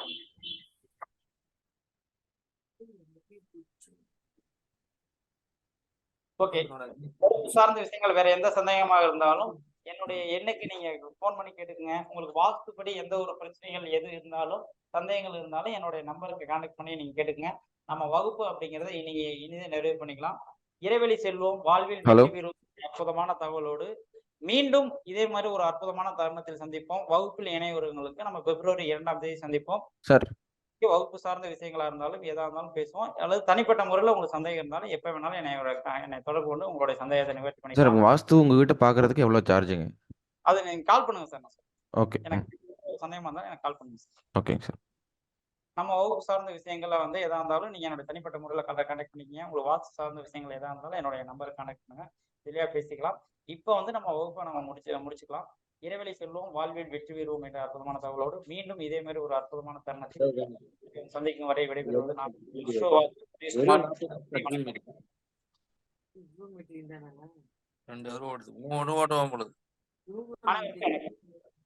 நன்றிங்க சார். வணக்கம்.